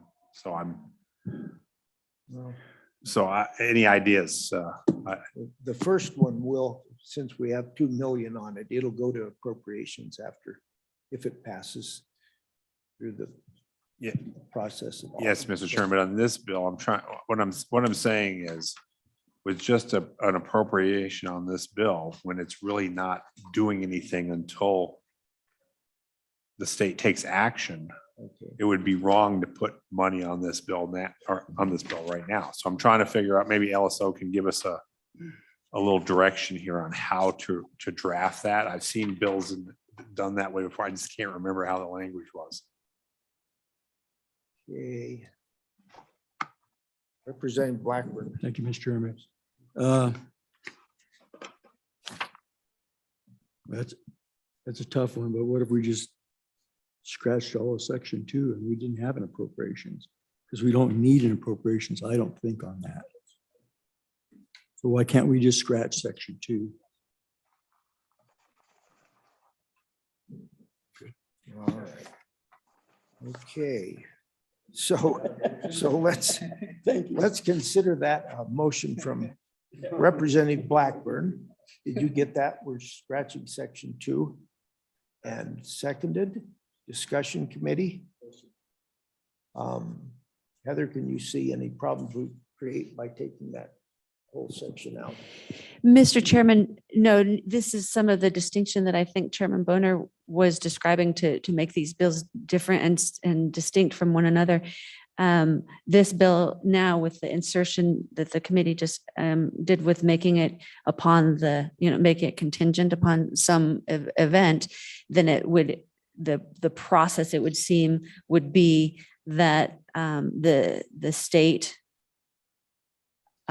which is assumedly would be the governor, but it doesn't say the governor, would then put it into a budget request for whatever year that would happen, because this would exist in statute. And so, whenever year this would happen, the governor would put it in his budget request to be appropriated at that time.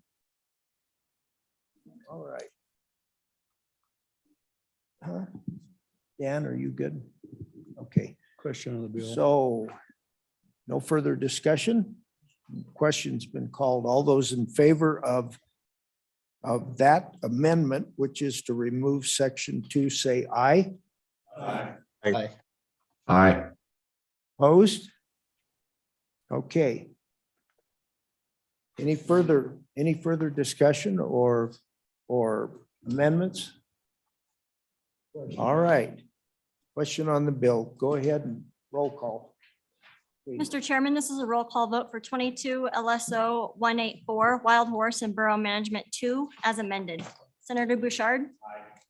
Senator French. Aye. Senator Cost. Aye. Senator Wasserberger. Aye. Representative Blackburn. Representative Clausen. Aye. Representative Fortner. Oh, excuse. Representative Heiner. Representative Larson. Representative Western. Aye. Representative Work. Representative Winter. Aye. Co-Chairman Boner. Chairman Eklund. Aye. Okay, I think we will. What's that? Did you want to go ahead? Mr. Chairman, that passes. One. Okay. Mr. Chairman, I just wanted to comment to the committee. I think that you've already been discussing this, but so that it is in your mind that the subsection F and subsection C are different from one another, but have similarities. So it may be at the time of the session that the committee may, depending on how these are looking as far as the bills moving forward, that, for example, those definitions may move, the committee may want to move the definitions to a separate section at the time, just depending on what's happening with these bill drafts. Okay.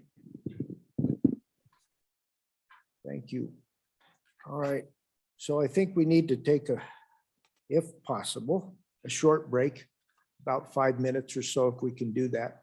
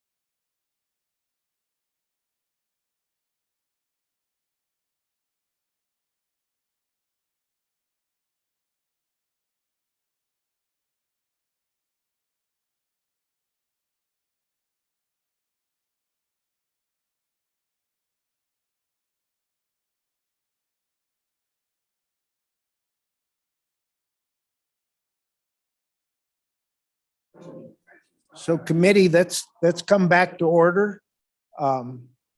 Heather has a few comments before we begin this next section. Go ahead, Heather. Mr. Chairman, as in committee, as you know, we aim to going through several eyes each bill before it actually comes to the committee, but it goes through continual review even once the committee passes it. And when 22 LSO-42 went through which the committee elected to sponsor at its last meeting, when it went through further review, we realized that the management statute that the bill was under, and this is the Weed and Pest Reorganization Bill, we realized that the statute that we had inserted the provisions that indicated that the Department of Agriculture should take care of weed and pest control for the Office of State Lands for OSLI and coordinate with them. That was on these state lands, that was in a whole section of the laws that had to do with the sagebrush rebellion, which is from a few decades ago, and that certainly if it were to remain there, that if those federal lands were ever, and under the state, then they would fall for the Department of Agriculture to do weed and pest control, but they wouldn't necessarily be present. So we realized that all of the things that the committee had voted on as far as the intent of moving the weed and pest control functions to the Department of Agriculture was in the wrong place. So that is why this is before you today. Okay. Do you understand, committee?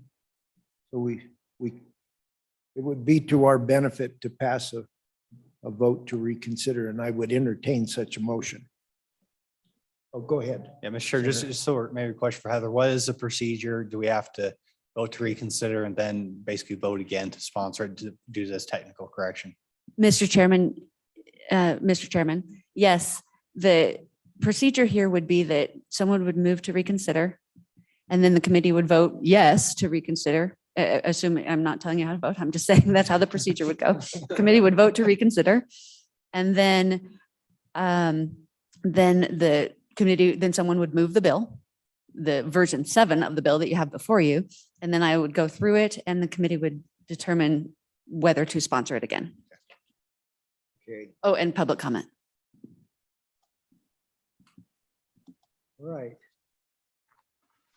So I would entertain a motion now to reconsider. Okay. Then moved Chairman, by, I'd move to reconsider. moved by Clausen to reconsider. Do we have seconded? All those in favor say aye. Aye. Aye. Opposed? Okay. That motion is passed. Now,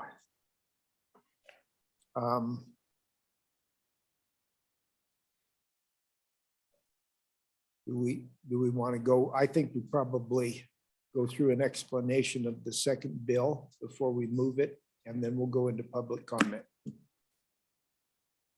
Okay, Mr. Chairman, this bill before you is the 22 LSO-0042 version 7 and, sorry, 0.7. And what you have for you is the one in the same title. Wait,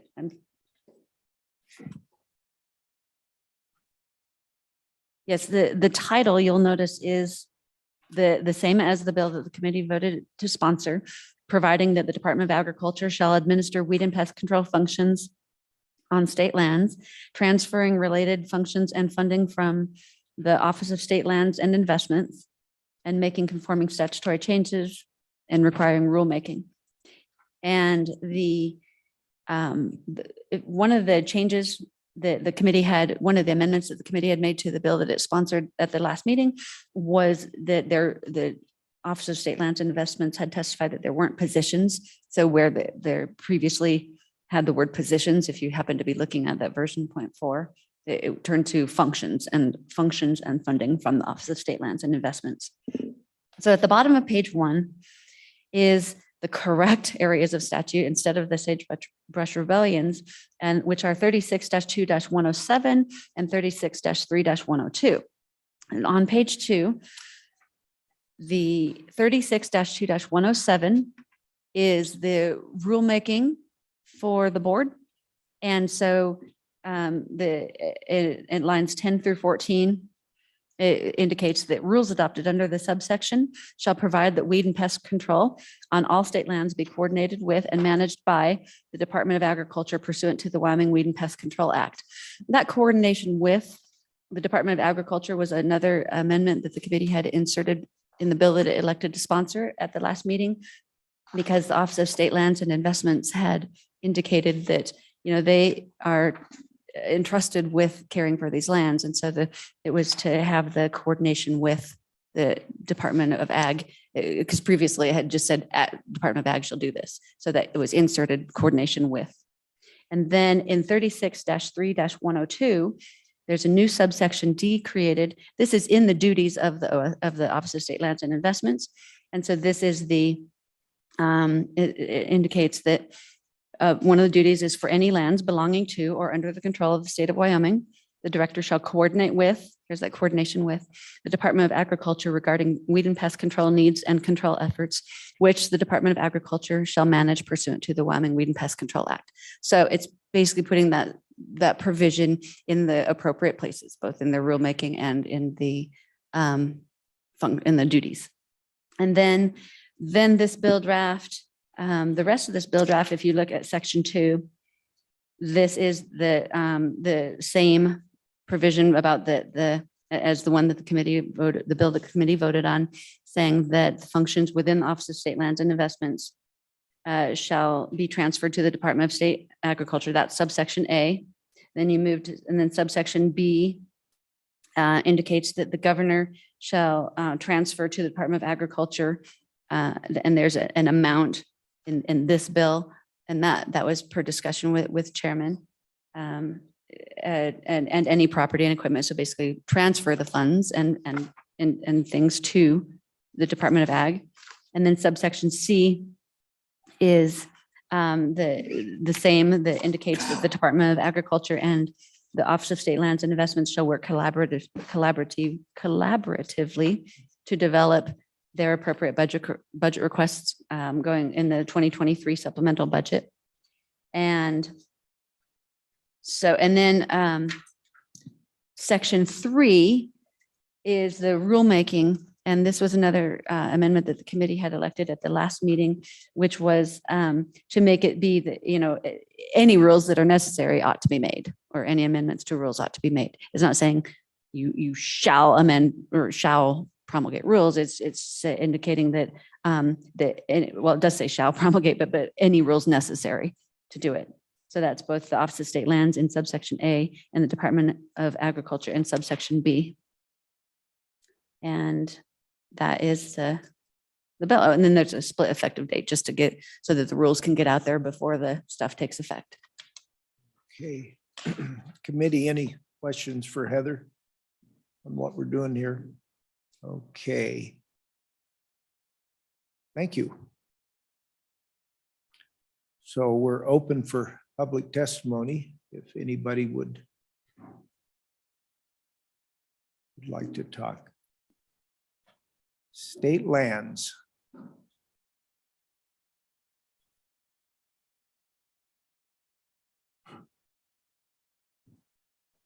Mr. Chairman, again, I'm Jennifer Scoggin, the Director for the Office of State Lands and Investments, and with me, as always, Deputy Director Jason Crowder.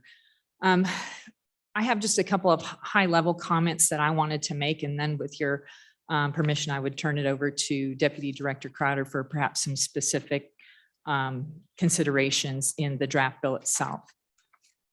So the first concern that I wanted to raise is in section 2B on page 3, which provides that the governor shall transfer $300,000 to the Department of Ag. We're not exactly sure of the intent of where those funds are supposed to come from. As part of our phase 3 budget cuts, OSLI returned $350,000 for weed and pest. We returned that. The governor and the legislature accepted this in the budget bill last year. So currently, there is no line item funding there for that. Because budgets were very tight, OSLI used our trust preservation and enhancement account for our immediate weed and pest needs last year. This is a biennial exception to the OSLI budget. It does not come from general funds, and we must specifically ask for that every biennium. So the next biennium, the Department of Ag would need to ask for funding for that. Our TP&E funds come from the school foundation account. And we use the TP&E funds for many other management requirements too, such as cleaning up dump sites where people have dumped refrigerators, those sorts of things on state lands, and other projects to continue to maintain the integrity of the trust lands. Our next general concern with moving these funds for weed and pest management to the Department of Ag concerns the constitutionality piece. The Board of Land Commissioners is charged constitutionally with direction and control over state trust lands. And as the landowner, they are responsible to comply with the Weed and Pest Act. We believe that if the funding to comply and to address those weeds and pests on state lands is moved to the Department of Ag, they have the responsibility without the actual tools to do it and without the discretion to do it in the way that it believes it needs to be done. We have concerns with our understanding of the Department of Ag process. In talking with the director, Miyamoto, they would convene a funding committee of sorts. And it wouldn't just be an email from us saying, hey, Department of Ag, we need funds. We want to coordinate with the weed and pest districts and go use this money here. It would be an actual decision-making board. So the concern is that, in a sense, usurping the constitutional role of the Board of Land Commissioners to manage state lands. And what's the board's recourse? What if we make a request to utilize funds? What's our remedy if the funding board decides no, that we can't have the money? If the committee turns out just to be a pass-through, the question is, why do we need it? We're now just inserting another bureaucratic layer. If the board is here and has to manage all those blue squares and we're inserting another entity to go and obtain the money to do that, we question why that's necessary. We still will have staff that will have to coordinate with the weed and pest districts to figure out where the need is based on the money that's available. So we're not really eliminating any of the work that would be done by OSLI staff anyway. We would just be having another layer to make those funding decisions. And then one last point I'll make before I turn it over to Deputy Director Crowder is some concerns with the language throughout the draft bill that provides that weed and pest control on state lands will be coordinated with and managed by the Department of Ag. To the extent that we could perhaps clarify that we're talking about the funding for those endeavors and not the management of those activities, I think would be helpful. Again, it's the constitutional aspect that we're concerned about with respect to the Board of Land Commissioners' authority and discretion to provide direction and control over state trust land. So with that, Mr. Chairman, I would turn it over to Deputy Director Crowder to talk a little more specifically about some of our concerns and suggestions. Go ahead when you're ready, Deputy. What I would like to offer the committee are just a couple of amendments and really clarifying language changes to be consistent across other documents that we abide by. Specifically on page 2, lines 18 through 19. The current language talks about lands belonging to or under the control of the state of Wyoming.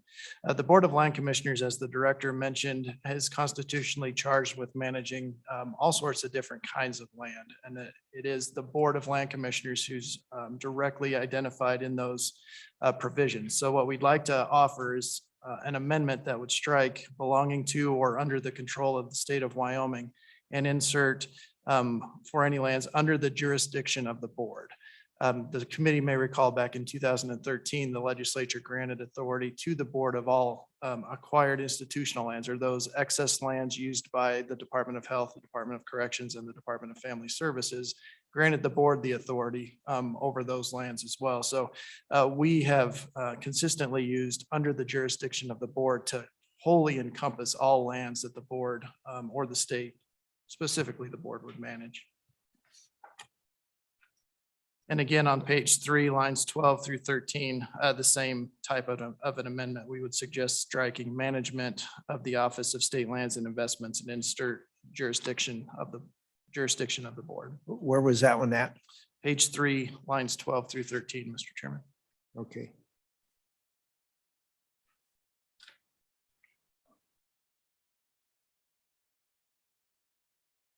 Any questions, committee? Yep. Chairman Boner. Okay, Mr. Chairman, just as a reminder, I guess to the committee, the reason why we're having this bill is precisely, I think the director mentioned, there's no funding, no direct funding for weed and pest on state lands. It's a one-time appropriation, just as a reminder. And so I think we had this discussion several years ago with the Department of Agriculture that they're not going to push all their cuts out to our constituents. It needs to be balanced. And they respond to that. In the Department of Agriculture, they'll make a 10% cut to say predator management or to weed and pest. They'll also make a 10% administrative cut too. And so all that we're looking for is balance. That's why we're moving the funding request and only the funding request from state lands because it seems to be the first thing to go. And I don't know how you can manage your state lands like that. If there's no funding, as the director mentioned, I believe. So that's the purpose for the bill. Since just want to remind the committee, I guess, Director, do you have a response to that? Yes, Mr. Chairman, Mr. Co-Chairman. What I would say is the past year has been very difficult budget-wise. Obviously, we were cutting to the bone. We felt like we were at the bone already. We had to find ways to make ends meet and to be able to keep the personnel that's required for programs. And maybe, I'm not sure if the committee understands that when we cut people, particularly on the trust land side, we're cutting programs. We have one person managing the grazing leases. We have one person managing special use leasing. So if we're cutting positions, we're actually not able to manage programs. And so rather than look to cut positions and programs, we looked at other ways to make the budget and the needs of the agency come together. And it's not that there weren't any funds utilized or available for weed and pest. It was just during this specific difficult budgetary time, we were utilizing funds from our trust preservation and enhancement account. So we were using funds, we were managing those immediate weed and pest needs. And this was just for a specific time period where the budgets of the state were dire and we had to do something. And I would yield to Director Crowder if you had additional information. Thank you, Director. Mr. Chairman, I would just provide some history of the account. The account wasn't funded, fully funded until fiscal year 7 and 8, and that was funded at a rate of $750,000 for the biennium. It remained there through the 9-10 biennium and then was reduced by a agency-wide or statewide cut of about 8% and was reduced down to $712,000. And all of our accounts were cut by that much. It remained there through fiscal year 14, and then it suffered another cut in fiscal year 16 down to $412,000 and another agency-wide cut. We then offered it as part of our discretionary cuts because it's not a constitutionally required program, but a generally funded, non-constitutionally required program. So we offered it. The legislature refunded it at $350,000. And that's where we sit today and went through the budget cuts as the director just went through. So just a little history of how that funding mechanism has worked through time. Any questions? Where we sit today is it's funded at $350,000. Mr. Chairman, I don't believe so, Mr. Chairman. We Okay. don't have a line item sitting there. What we have is we have the trust preservation and enhancement account dollars that we are utilizing for that purpose and other trust land management purposes. Senator Boner. Hey, can you just describe a little bit more what that account is and how that differs from general funds then?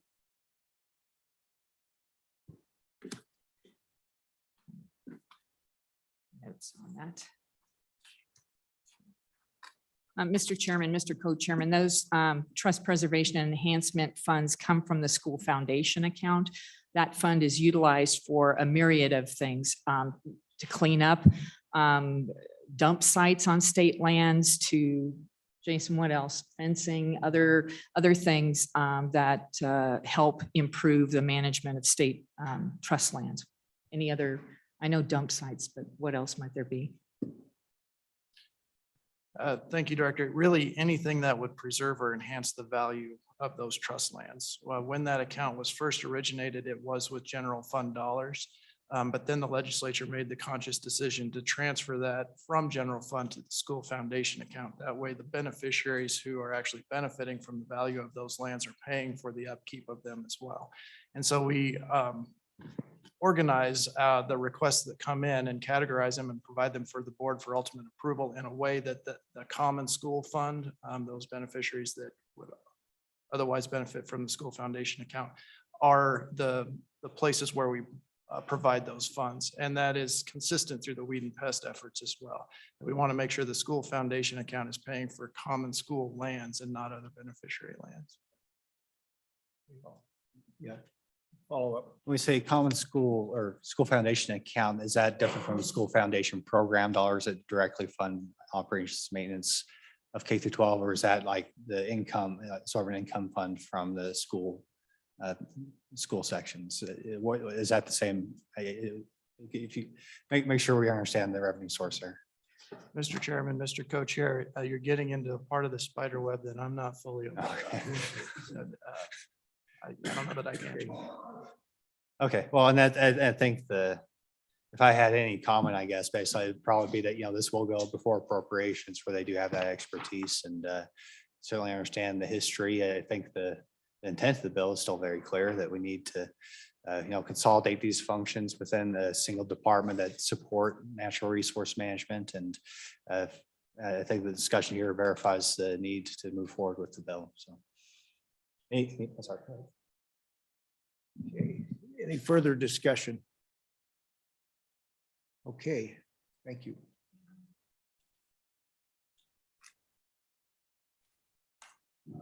Further public comment? Okay, Department of Ag doesn't have anything then to add. Okay, well, come on up, Station. Don't mean to put you on the spot, but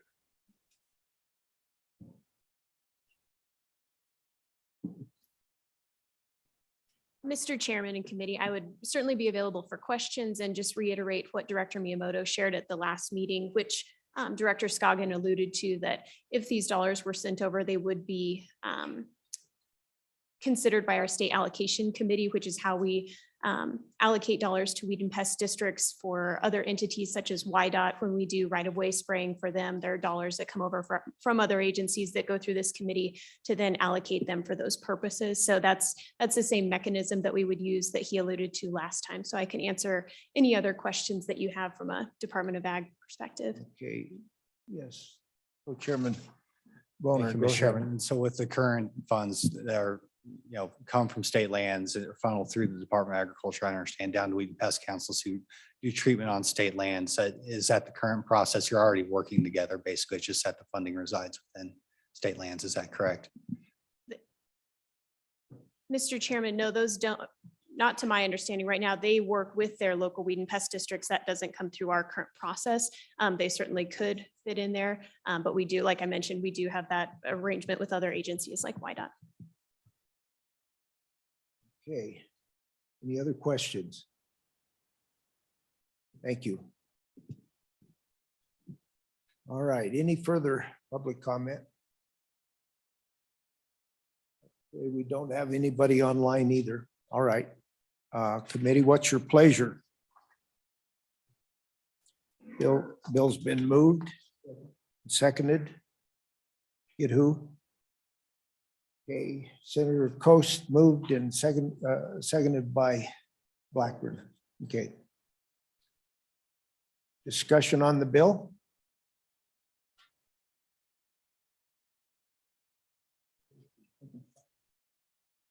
Okay, question's been called.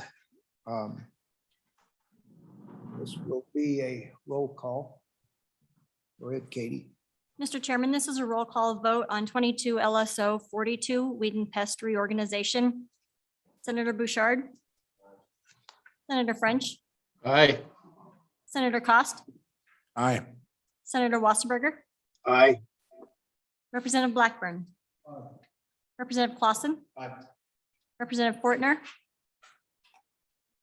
Excuse. Representative Heiner. Representative Larson. Representative Western. Aye. Representative Worf. Representative Winter. Aye. Co-Chairman Boner. Aye. Chairman Eklund. Aye. 13 ayes. Okay.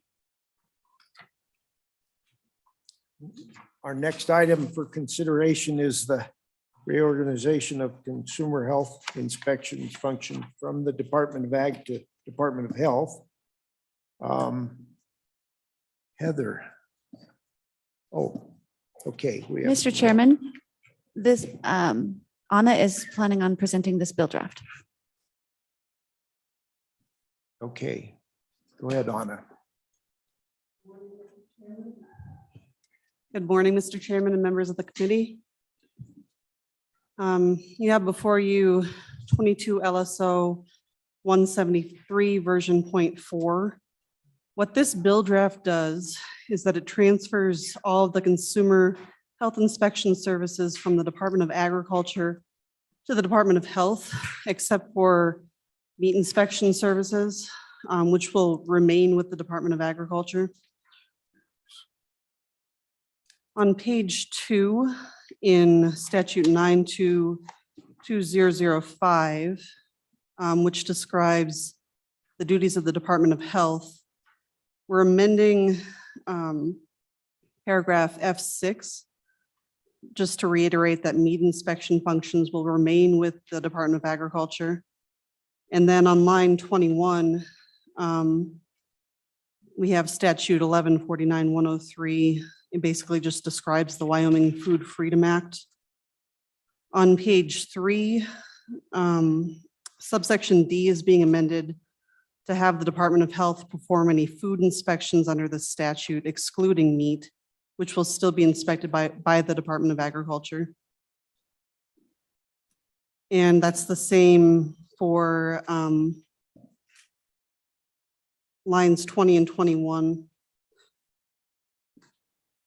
And then statute 144103 involving the certification of childcare facilities. Paragraph A7 and 8 are amended to require that representatives of the Department of Health shall be on the certification board rather than representatives of the Department of Agriculture. And then starting on line 17, the next 5 statutes are part of the Food, Drug, and Cosmetic Safety Act. And on line 21, you see that department is amended to mean the Department of Health instead of the Department of Agriculture. On to page 5, paragraph 9 at the top of the page, director is changed to mean the director of the Department of Health instead of the Department of Agriculture. On line 5 there in paragraph 27, the regulatory authority means the Department of Health, except for the Department of Agriculture regarding meat. And then on line 11, subsection B basically just reiterates that the Department of Health is going to inspect and license all food except meat, which will be inspected by the Department of Agriculture. It also provides a definition for meat. And then the staff comment at the bottom there, it explains why inspections for dairies, egg grading, dietary supplements are not covered by these amendments. And then we go on to page 6. Subsection A of 357112 is amended just to mean that just to show that the director of the Department of Health, except for the director of the Department of Agriculture regarding meat, has the authority to order a person to cease any practice, believed to be a violation of this act. And then we go down to line 16.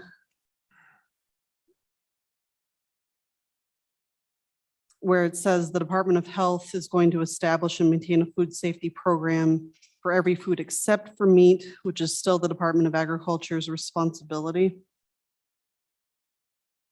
On to page 7. At the top of the page on lines 2 and 3, we're just striking the Department of Agriculture and inserting the Department of Health. Same for lines 6 and 7. The Department of Health will inspect everything except for meat, which is still the Department of Agriculture's responsibility. And then line 11 says that the Department of Agriculture is going to promulgate rules regarding meat within the guidelines of federal law. Lines 16 and 17, Department of Agriculture is going to issue licenses and inspections for meat, and the Department of Health will do everything else. And then line 21, report is amended to say record. On page 8, line 5, the Department of Health is going to be assisting the Department of Agriculture regarding meat or any local jurisdiction. Line 9, paragraph 10 is amended so that the Department of Health is assisting the Department of Agriculture regarding establishing and maintaining meat inspection programs. And then at the very bottom, there's an amendment to paragraph B1.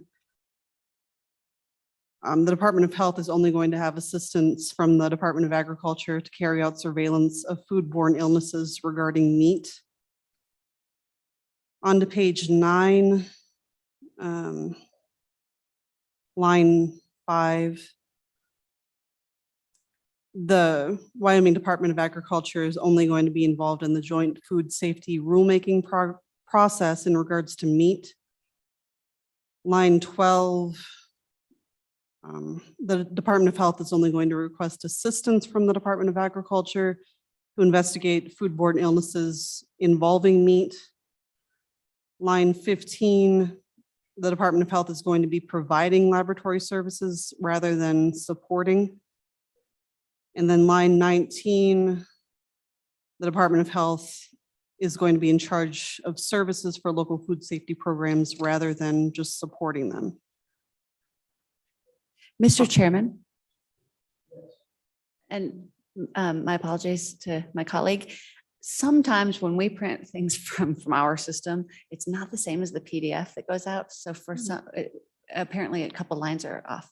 So with your indulgence, Mr. Chairman, I just wanted to replace Anna's page in front of her just so that, because it's probably off by 1 or 2 lines. We were just informed. Okay.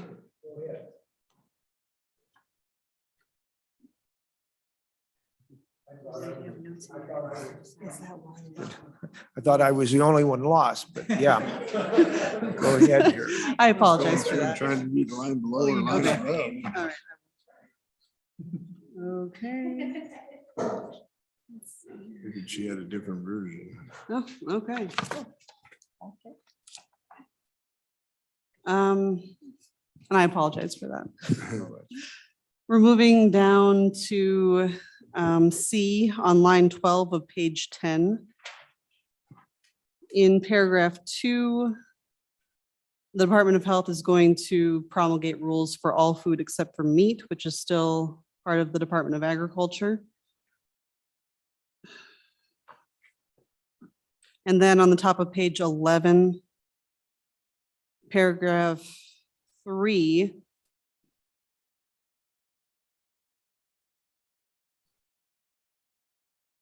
the Department of Health is going to coordinate activities for everything except for meat, which is still the Department of Agriculture. And then paragraph 4,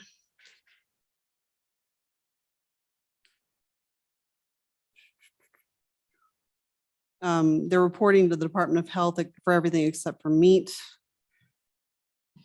And then in the middle of the page, statute 357124 In subsection A, they'd be getting their licenses from the Department of Health or the Department of Agriculture regarding meat.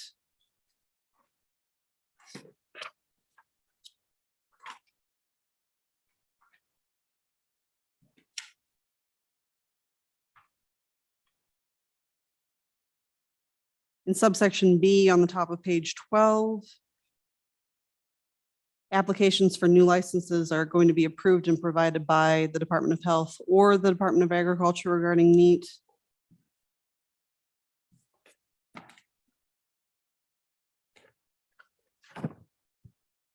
And then further down on line 16, all licenses would be renewed through the Department of Health except for meat licenses, which is still the Department of Agriculture.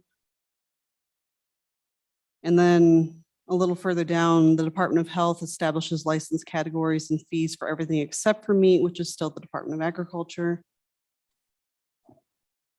Moving on to page 13.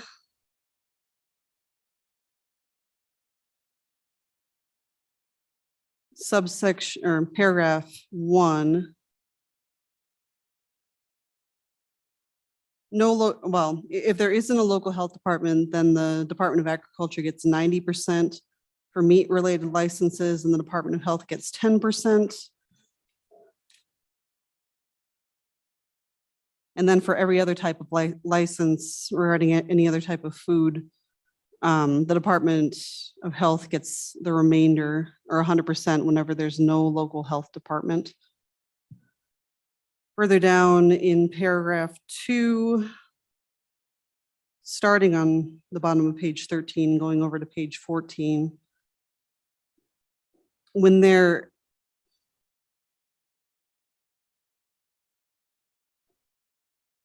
is a local health department for meat-related licenses, the local health department gets 85%, the Department of Agriculture gets 10%, and the Department of Health gets 5%. And then for anything else where there is a local health department, the local health department gets 85% and the Department of Health gets 15%.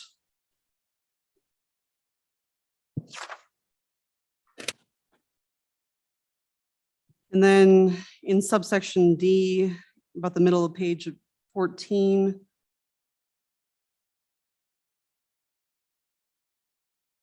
the Department of Health is going to be determining whether or not an establishment is in compliance before approving a license, except for when meat is involved, and then it's the Department of Health or Agriculture. Then moving on to page 15.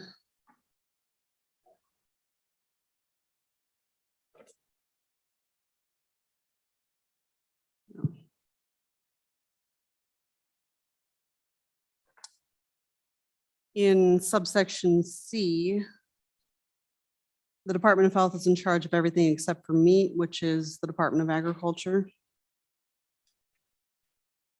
And in subsection D,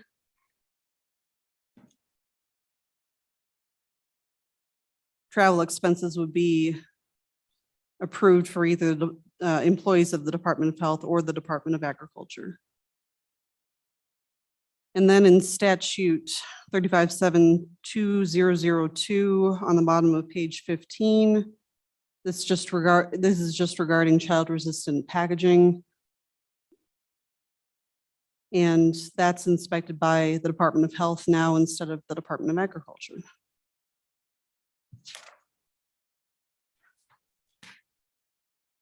At the top of page 16, and this is, and the next 5 statutes here involve pool and spa inspections.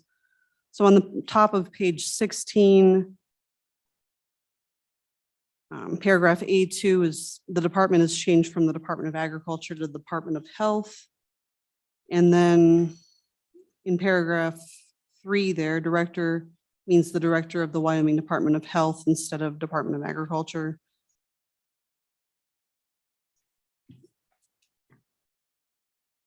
And in paragraph 9, it strikes the Department of Agriculture and inserts the Department of Health as the regulatory authority. Moving on to page 17. In 3528-102 subsection A, this language is being stricken because the Department of Health is now in charge of this safety program.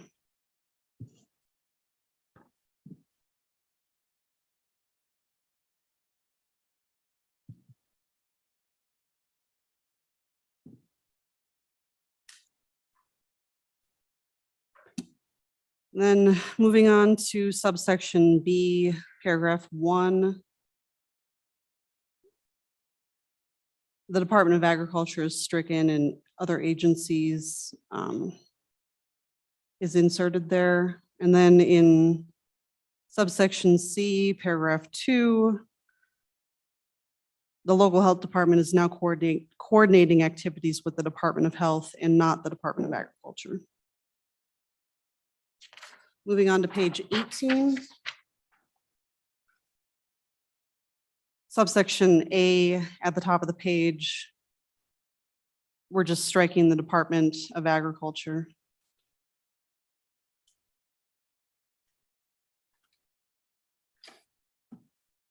Likewise, at the middle of the page on line 615, we're striking Department of Agriculture and inserting Department of Health.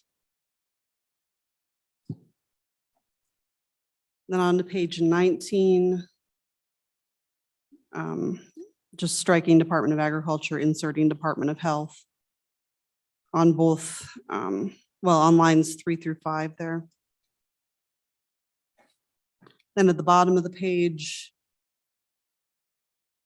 on lines 20 and 21, just striking Department of Agriculture, inserting Department of Health.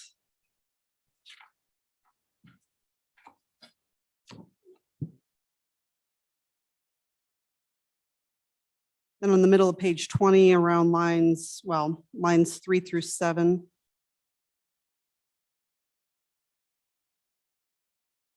This is amended to have the Department of Health receive all fees where there's no local health department, and striking out appropriate language regarding the Department of Agriculture.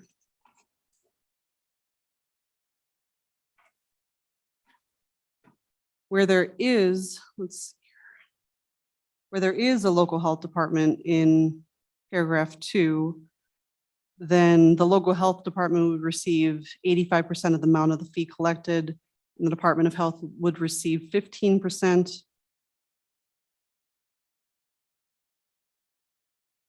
And then any revenues received by the Department of Health under this paragraph will be used to defray the cost associated with the public health and safety program relating to pools and spas.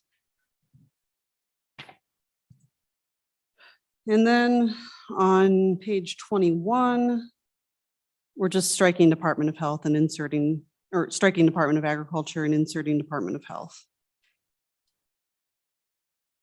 And then down to 3528-110, the Department of Health, instead of the Department of Agriculture, is going to be in charge of license revocations. Moving on to page 22. This 368304 involves rules and regulations regarding the public baths and public campgrounds in the Hot Springs State Park. And all we're doing is striking the Department of Agriculture and inserting the Department of Health. And then moving on to page 24.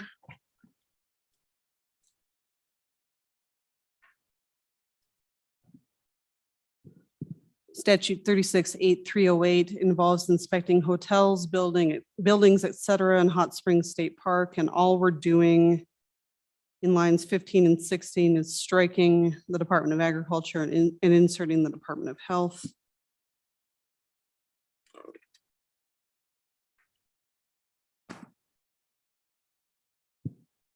And then section 2A, starting at the top of page 25. As of July 1st, 2022, this would transfer the consumer health inspection services from the Department of Agriculture to the Department of Health, excluding meat.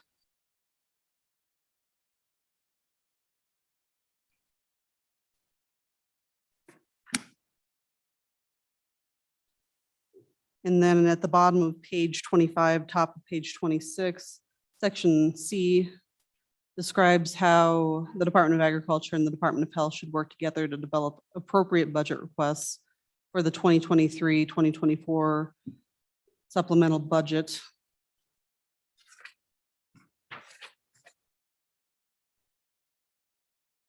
And then section 3 is just saying that they should amend their rules accordingly.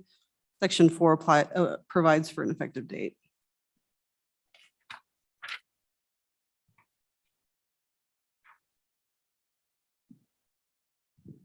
And that's it. I'll stand for any questions.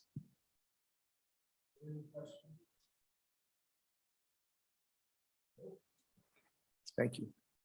Are there any questions, committee, concerning the bill? Okay, thank you. Thank you. Yes, we got a question on a, hang on. Go ahead. Senator Bouchard. Thank you, Mr. Chairman.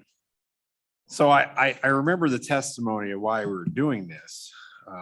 Taking, Department of Ag doesn't necessarily do inspections in a lot of these areas, but where I'm having a problem is on page 2. Because we have the Food Freedom Act. And the whole idea and the concept was that we have people that are more of a craft food or some private seller or producer. And that was kind of rules adopted by the Department of Agriculture. And that was kind of where it was protected. I kind of don't trust the Department of Health to get into that and make new rules and maybe put those people out because they're two different worlds. So I'm trying to figure out if we're going to lose those protections here in this bill. Because I do get what we're doing here. And then there is, so I'll do a follow-up here in a second. So I'll let you answer that one. Okay, so I think that that's probably a more appropriate question for the Department of Agriculture. Basically, what we were doing here is just anywhere where there was an inspection involving food, we changed that from the Department of Health to the Department of Agriculture. I understand your concern though. And so I think it would probably be more appropriate to ask the Department of Agriculture that question, or I could do more research. Mr. Chairman. Well, I mean, where I'm going with this is Department of Health and especially in the county levels have their own procedures with food. And maybe that the whole intent of the Food Freedom Act would be missed if we just shift this. And it's a big concern here. And so I don't know if we, I think maybe we have to talk to both the Department of Health and the Department of Ag at the same time here, because I'm really concerned. Yeah, Mr. Chairman, absolutely. This would be a big move. Don't get me wrong. And we'll have Department of Ag come up and the Department of Health will provide testimony committee. I think it's just an idea we'd like to throw out there, but we also believe that just at the outset, I'll say that we've already done some good work consolidating both predator management and weed and pest within the Department of Agriculture. And I think we've definitely done our due diligence as a committee this interim, but this is an additional possibility. And if we move past the technical explanation of the bill, we'll get to a presentation from the Department of Agriculture that has some really good information as to what exactly they do. So I know I'm looking forward to learning a lot of that information. I know that's definitely going to be the result of this process. And if that's all that happens, that's personally, I'm okay with that. Okay. So with that, if committee, if you're okay, we'll bring up the Department of Ag first.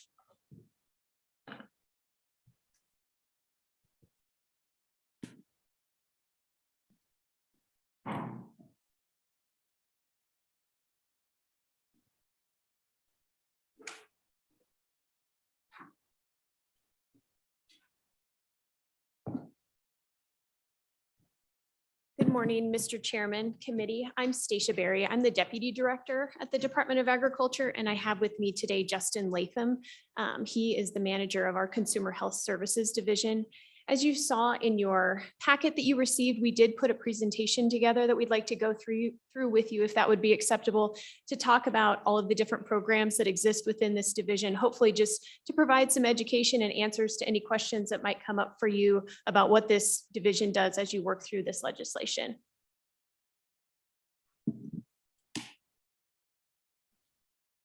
Thanks, Katie. Yep. In an overview, what we'll go over is the history, our programs. We'll talk about our state meat inspection program and what that entails, our dairy program, retail food, which will be restaurants and grocery stores, things like that. Other programs within the Department of Ag, CHS, as was mentioned in that staff note, to maybe answer some questions on those. Then manufactured foods and aquatic facilities.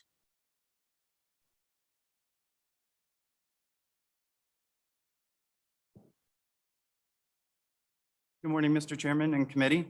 I'm going to start off by going over a brief history.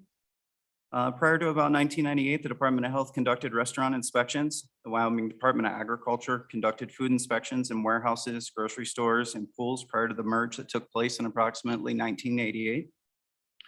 The purpose of merging restaurant inspections in the Wyoming Department of Agriculture was to create efficiencies, reduce multiple inspectors in inspecting the same facility, and finally to create a consistent approach across all food chains in the state.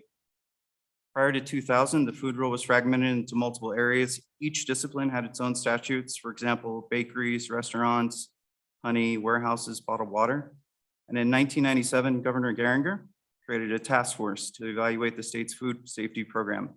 This program aligned more closely with the FDA food code. In 2000, the governor signed a bill that combined all pieces of the legislation into one inclusive farm to fork food safety statute.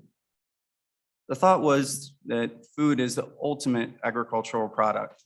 So the task force designed a comprehensive farm to table program.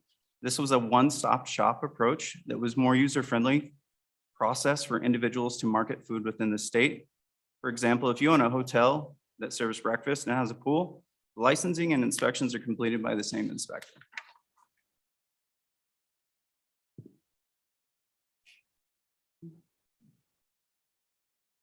So here's kind of a program overview of the licensing that we have within the department. The slide shows the 9 programs within the state that WDA issues licenses, and many of those programs have subcategories or specialty programs associated with them. The slide shows last year's inspection numbers of almost 8,000, which was drastically down due to COVID. In years past, it's closer to 12,000 inspections or 640 inspections per inspector that are statutorily and federally required. One area of interest that we will add to note in this list of licenses that came as a point of curiosity for us, when you separate meat and food, part of our responsibility under our delegated authority for the state meat inspection program is, aside from being inspectors in those meat plants for slaughter and processing, part of our responsibility from the Food Safety Inspection Service is also to do surveillance in restaurants and grocery stores. So in restaurants, we have to go in and inspect for an approved source to make sure that the meat in your restaurant comes from an inspected facility. In a grocery store, they have to go in and they have to inspect your retail grind log, or that you have the appropriate labels on the meat that you are selling. So there may be potential for duplication because we would also still need to go into those same facilities, and depending on the interpretation of the legislation, potentially a dual license, a meat license and a food license. So the next thing I'm going to cover is financials. This slideshow shows the total spend for the division. The USDA match for the state meat program is approximately $300,000, and the total spend for the meat program is at approximately $600,000 currently. The slide shows additional revenue streams from FDA food contract inspection and cool reviews. Total revenues from food licenses is approximately $300,000. On July 1st, 2021, the legislature doubled all license fees, and half of those monies are sent to the general fund first.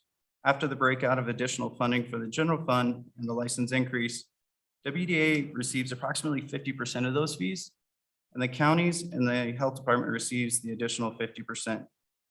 The manufactured food program receives grant funding of approximately $150,000 annually. This funding pays for equipment in all 9 programs, and the training is utilized for manufactured food and retail food.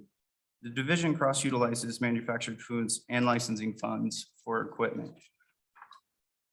That is one piece that we would point out in our funding. As you're apt to do, there's cross utilization of these grant dollars. So the equipment and the infrastructure that our meat inspectors use, whether it be a temperature pin or a laptop or a backpack, those are funded by our manufactured food grant. So as that division would happen, we would have to figure out how to balance the funds, so we would still be able to fund the infrastructure for those other programs, because manufactured food would be something that logically would move to the Department of Health, and likely it's federal funding at the same time. The next slide is going to show you where our inspectors are located. Inspectors are assigned by regions around the state. They're heavily credentialed in multiple areas and cover all 9 program functions for their region. Inspectors conduct other inspections such as restaurant, manufactured food, or pool inspections when they're not providing meat inspections. The regionally locating inspectors reduces travel expenses for the division. That is one of the hopes that we have in how our question, Mr. Chairman. Go ahead, Co-Chairman Donor. Okay, yeah, sure. And just maybe you cover it later, but I'm just wondering how, if everybody's credentialed in just about everything, it looks like, how do you prioritize different functions? Just a little bit, I guess, discussion as to how that happens. And, you know, it seems like a lot of balls to juggle, and yeah, just a little bit more discussion as to how that actually works. And I think it's especially relevant as we try to increase our processing capacity within the state. And since we are, you know, we have more state inspecting meat plants, it seems so we used to, and that's one concern I've heard is lack of inspectors. So it's a little bit more discussion as to how you strike all those balances would be helpful, either now or later. Sure. Mr. Chairman, yes, we can answer that question now. So in our Consumer Health Services division, our number one priority is our state meat inspection program and maintaining that delegated authority from our federal partners. And so when you look at the breakout of what a typical inspector has in the way of percentages of what they have, about 30% of the time necessary for what they do is meat inspections. About 3% would be pools, and a little bit under 70% is restaurant inspections. So what we try and aim to do, as you can see with everyone's regional locations, and as the co-chairman mentioned, you have a lot of very heavily credentialed individuals, and we try to make it so that everybody across the state can offer these services at any time. So that if we have a new meat plant come on in a different part of the state, you have a meat inspector there. So hopefully we can be nimble and service those needs. So our number one priority is that meat program. And something that I found interesting when I learned a little bit more about what your average inspector does during the week, they try to then balance those different percentages that you're talking about. So you may have one day where you're in a slaughter that takes 12 hours. However, you may have a plant that then doesn't slaughter the rest of the week, but might have 2 other processing days. So you're in there for a couple of hours each day, but then you try and balance the bill of your time with restaurant inspections, a grocery store inspection, certifying a food truck, or doing a plan review. And so that's the aim, is hopefully to create some efficiencies by having them be so heavily credentialed and then just located around the state. So instead of being dedicated to a program, being educated enough to provide all those services no matter where they are.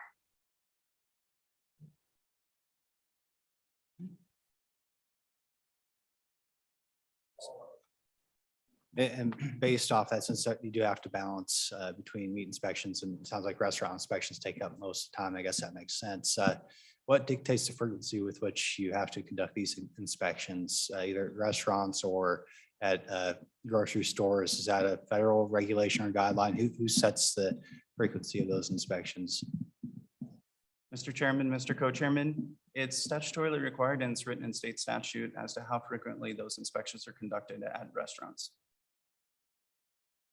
Yeah, well, good to know. And so if we did want to say shift the focus to more meat inspectors or more meat inspections, that we could conceivably adjust that timeline requirement, obviously with probably some consequences to that potentially, but that's one possibility. Okay, thank you. Mr. Chairman, if I may follow up? Yeah. We also do risk-based inspections. So if we go into a restaurant and they're a low-risk facility, maybe they don't serve and cook, chill, or do many of those processes, which tend to lead to more food safety concerns. If it's a high-risk facility and they have a lot of history of violations, we go in there more frequently. So we increase the risk level. So potentially we might be in a restaurant once a year. If it's a high-risk facility, we might be in there as many as 4 times a year or more, doing follow-up inspections for critical violations or non-critical violations. Is that the discretion of the inspector then to do those follow-ups and what qualifies as high risk and what isn't then? Who makes the determination as to where that threshold is, I guess? So, Mr. Chairman, that determination is based on a process. We have a computerized system. It's a number-based system of deduction. So once you put in the number of violations, it will give you a point system and it will tell you to raise the risk for that establishment. So we're required to go back in and follow up on any critical and non-critical violations. For critical violations, we're required to be in the facility within 10 days of that violation because those are the violations that are going to hit the top 5 risk factors according to the CDC, which are most likely to cause foodborne illness or a foodborne outbreak. For non-critical violations, we're required to be in there within 90 days. Those are going to be your facility-based issues, holes in the walls, things like that. Follow up, just drill down a little bit further. Where do you get the computer program? Who's making that determination? I mean, who's making that decision? Mr. Chairman, the computer program that we have, we utilize a system called USA Food Safety, and that's a system that we use for all 9 programs, use it for state meat. We utilize it for all of our recording for slaughter numbers for USDA that we have to turn in. And we provide that information to them.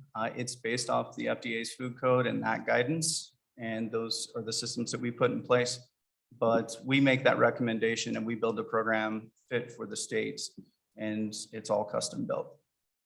And those dollars are largely paid for by the manufactured food program. So it's kind of based off, you make those decisions based off FDA guidelines, it sounds like. Mr. Chairman, yes, that's Okay, correct. thank you. Okay.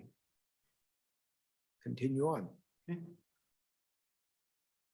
So the next slide is going to cover topics in inspection services of the state meat program. The state meat program consists of 23 total individuals trained to conduct meat inspections and surveillance. We have 7 of those 23 inspectors trained in specialized areas of the meat program, 2 individuals trained as enforcement, investigation, and analysis officers, 3 meat compliance officers for meat compliance violations, 2 label review officers, and those are all required components of the state meat program per USDA for equal to status. Next slide shows an overview of all the components of the state inspection meat program. So it's going to include state meat inspection, is also inclusive of custom meat inspection, truck wrecks, meat compliance and meat surveillance, and wild games in there briefly, and I'll talk about that a little bit more. Next slide is going to show you where all the state meat plants are located throughout the state. The slideshow illustrates all 10 inspected plants. Out of those 10 inspected plants, 4 conduct processing activities, 6 have slaughter and processing activities, and having inspectors located in multiple communities around the state allows the division to bring facilities on board with state inspection more quickly.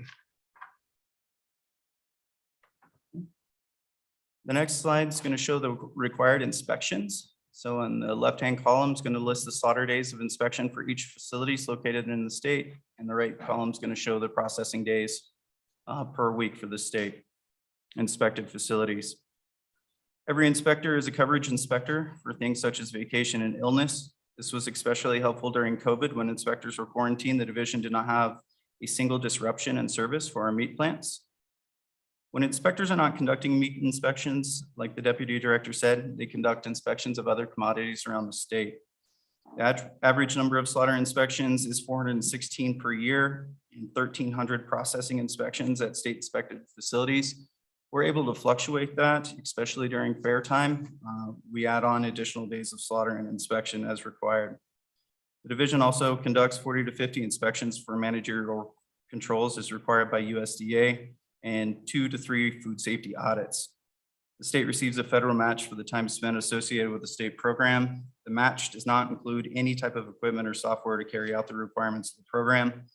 State inspected slaughter requires an inspector to be on site for the entire duration of the process. We have to look at humane handling, sanitation, and we inspect the carcass itself. Quarterly inspections are conducted by management as part of the managerial control process required for the equal to status by FSIS. And then we're audited every 3 years on site or more frequently for cause. There are 9 areas the department must meet to maintain its at least equal to status within the state meat program. This year, we will have another on-site audit. And as you probably remember from the director's testimony in previous meetings, we had the distinct pleasure of having another on-site audit this spring with our federal partners. So we're looking forward to their return. Yes. Did they find any discrepancies with that inspection and additional inspection or? Mr. Chairman, I'm really proud to announce that there were 0 findings on that on-site visit, and that is largely credited to Justin Latham and all of his team that was working so closely with our state meat plants and our custom meat plants. 0 findings. Okay. The next slide I'm going to cover is custom and exempt facilities. This map shows the location of custom and exempt inspected facilities across the state. We have 28 facilities. Custom exempt and wild game inspections are something that the division does. The division only licenses wild game inspections as a voluntary program. And what that does is it allows that wild game meat to be donated in places such as food banks. Custom exempt inspections require at least 2 sanitary record inspections and inspections of the facility. Custom facilities are also required to meet the same humane handling processes of a state inspected facility and sanitation requirements. We inspect the retail exempt operations at the same time, such as grind logs, labels, and any FDA regulated products. Many of those facilities are going to sell barbecue sauces, spices, and other things. So while we're in there doing the meat inspection, we also inspect those products. Hang on a second. Mr. Latham, we've got a question. Mr. Chairman, this is a little bit of a sidebar from the bill, but just a question. So with custom exempts, so they can donate wild game to food banks, but they can't donate domestic animals done through custom exempt to food banks. Is that correct or am I wrong? Mr. Chairman, yes, that is correct. Custom exempt facilities may donate the wild game if the facility is inspected for sanitation to those food banks, but they may not donate any domestic animals. It must be state or federally inspected product first. Sure. Is that federal or is that state? Is there, it seems like a weird nuance. Mr. Chairman, that is actually per 9 CFR. That's going to be a federal regulation. The exemptions under 9 CFR 303.1 are what authorizes those exemptions, and custom exempt operations are actually intended only for the owner's personal use in their household and their non-paying guests. Representative Larson. I guess I have a question on federally inspected. There are some up in my area that are federal, and they're separate employees of the federal government that inspect those, and you don't cross over. Mr. Chairman, that is correct. They are separate employees. There are 10 in federally inspected meat plants across the state currently. They are completely separate. They're federal employees. And then the state meat inspected program are all Wyoming Department of Agriculture or state employees. Just a question on the difference between custom exempt and state processing. Is there any difference in the actual standards that you have? I understand the biggest difference that you have to be present during slaughter with the state facilities. Is there any actual other differences between a custom exempt and the state licensed facility? Mr. Chairman, one of the biggest differences is per 9 CFR, state inspected facilities have to put together a HACCP plan. And what that stands for is hazard analysis, critical control points. That's a food safety system which stops food safety happenings before it becomes an issue. So it's a whole program of 7 principles or processes in this food safety program. It includes SOPs or standard operating procedures, SSOPs, sanitation standard operating procedures, GMPs, which are good manufacturing practices. All of those make up this entire food safety program. And then they have critical control points. And those points for beef for example, under slaughter is going to have a 0 tolerance. That means no feces, ingesta, milk, or anything that's left on the carcass during the slaughter. And then they're going to have another intervention of some type, hot water, lactic acid, acetic acid, to ensure that we're washing the carcass off of any E. coli. Then there's a processing portion of that and a HACCP plan that's associated with it for raw ground, raw not ground, cooked, fully cooked, not shelf stable, and it goes on and on.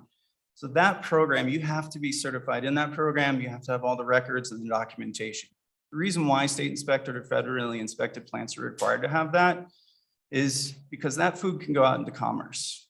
They have to have traceability of that. They have to follow it from when that beef entered the facility all the way to where that beef met the customer. So if there's ever a recall, custom facilities, the intent is to go back to the consumer or the rancher that had that beef or whoever owned it. So it's a much scale. So I can trace that beef a lot easier. So if I go and have a beef slaughtered and it comes directly back to me, that's it. The food chain stops there. But if I have a state or federally inspected, that beef might be broken down into 300 different segments or ground beef and go out to all those people. So there is quite a bit of difference when it comes to state inspection, federal inspection, and custom inspection.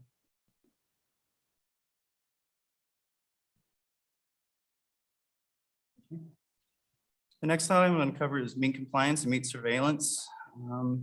This slide just shows the other areas of oversight for meat compliance within the state. Meat surveillance and compliance activities are conducted at retail food and manufactured food establishments to verify the product is from an approved source and is not adulterated or misbranded.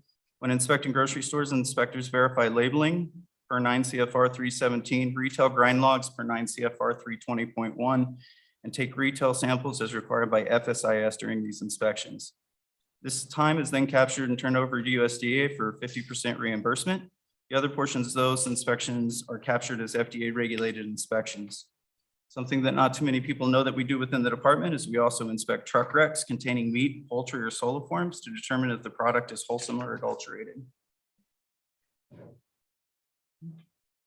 Next slide is going to cover the dairy program. The statute's silent on the dairies because it falls under the pasteurized milk ordinance. Because this program is not listed in statute, it was not addressed as to who might administer the program. The state currently has 10 dairies throughout the state. We currently have one rating/sampling officer that delegates authority to the other 5 dairy inspectors to conduct inspections. The rating officer conducts check rating on facilities to maintain the grade A status. What the grade rating allows is dairies to sell their milk. Milk is required to be grade A across state lines, and it is required for milk to drink. So this is one area we were hopeful that the committee could outline for us where the program would land. Hang on a second. So, go ahead and explain that again, what you're hoping to get from the committee concerning the dairy part. Sure, Mr. Chairman, just direction on if this is something, since it's not meat, if it would stay with the Department of Ag, but since it wasn't addressed in the Okay. legislation or the statute, we'll mention that on a couple of these. So yeah, just some direction on where it would go. All right, thank you. The next area I'll cover is retail foods. Retail food inspections are going to be restaurants, bars, gas stations, bed and breakfast, food trucks, etc. Every inspector within a division is credentialed with the National Environmental Health Association and is either a certified professional in food safety or registered environmental health specialist / registered sanitarian within the first year of employment. Each inspector takes the exam at approximately 8 months into their employment with the division. The division has 2 standardizing officers for the state that are audited and certified by FDA as required. The division averages about 5,300 retail inspections per year. I'll cover egg grading and bulk water. The authority for egg grading falls under 7 CFR 56 and 57, and shell eggs are held for retail distribution follow under 21 CFR 115. The division's main role with eggs or egg grading is to provide a process for licensing and a class that makes it possible for an individual to sell eggs for use in official establishments. So that's going to be selling eggs in restaurants and other official establishments like that. Okay. Bulk water, the division licenses approximately 20 bulk water licenses in the state. CPFS or REHS certification that I previously spoke about is what's needed to inspect bulk water because it falls under the definition of food. Yeah, hang on a second. Okay.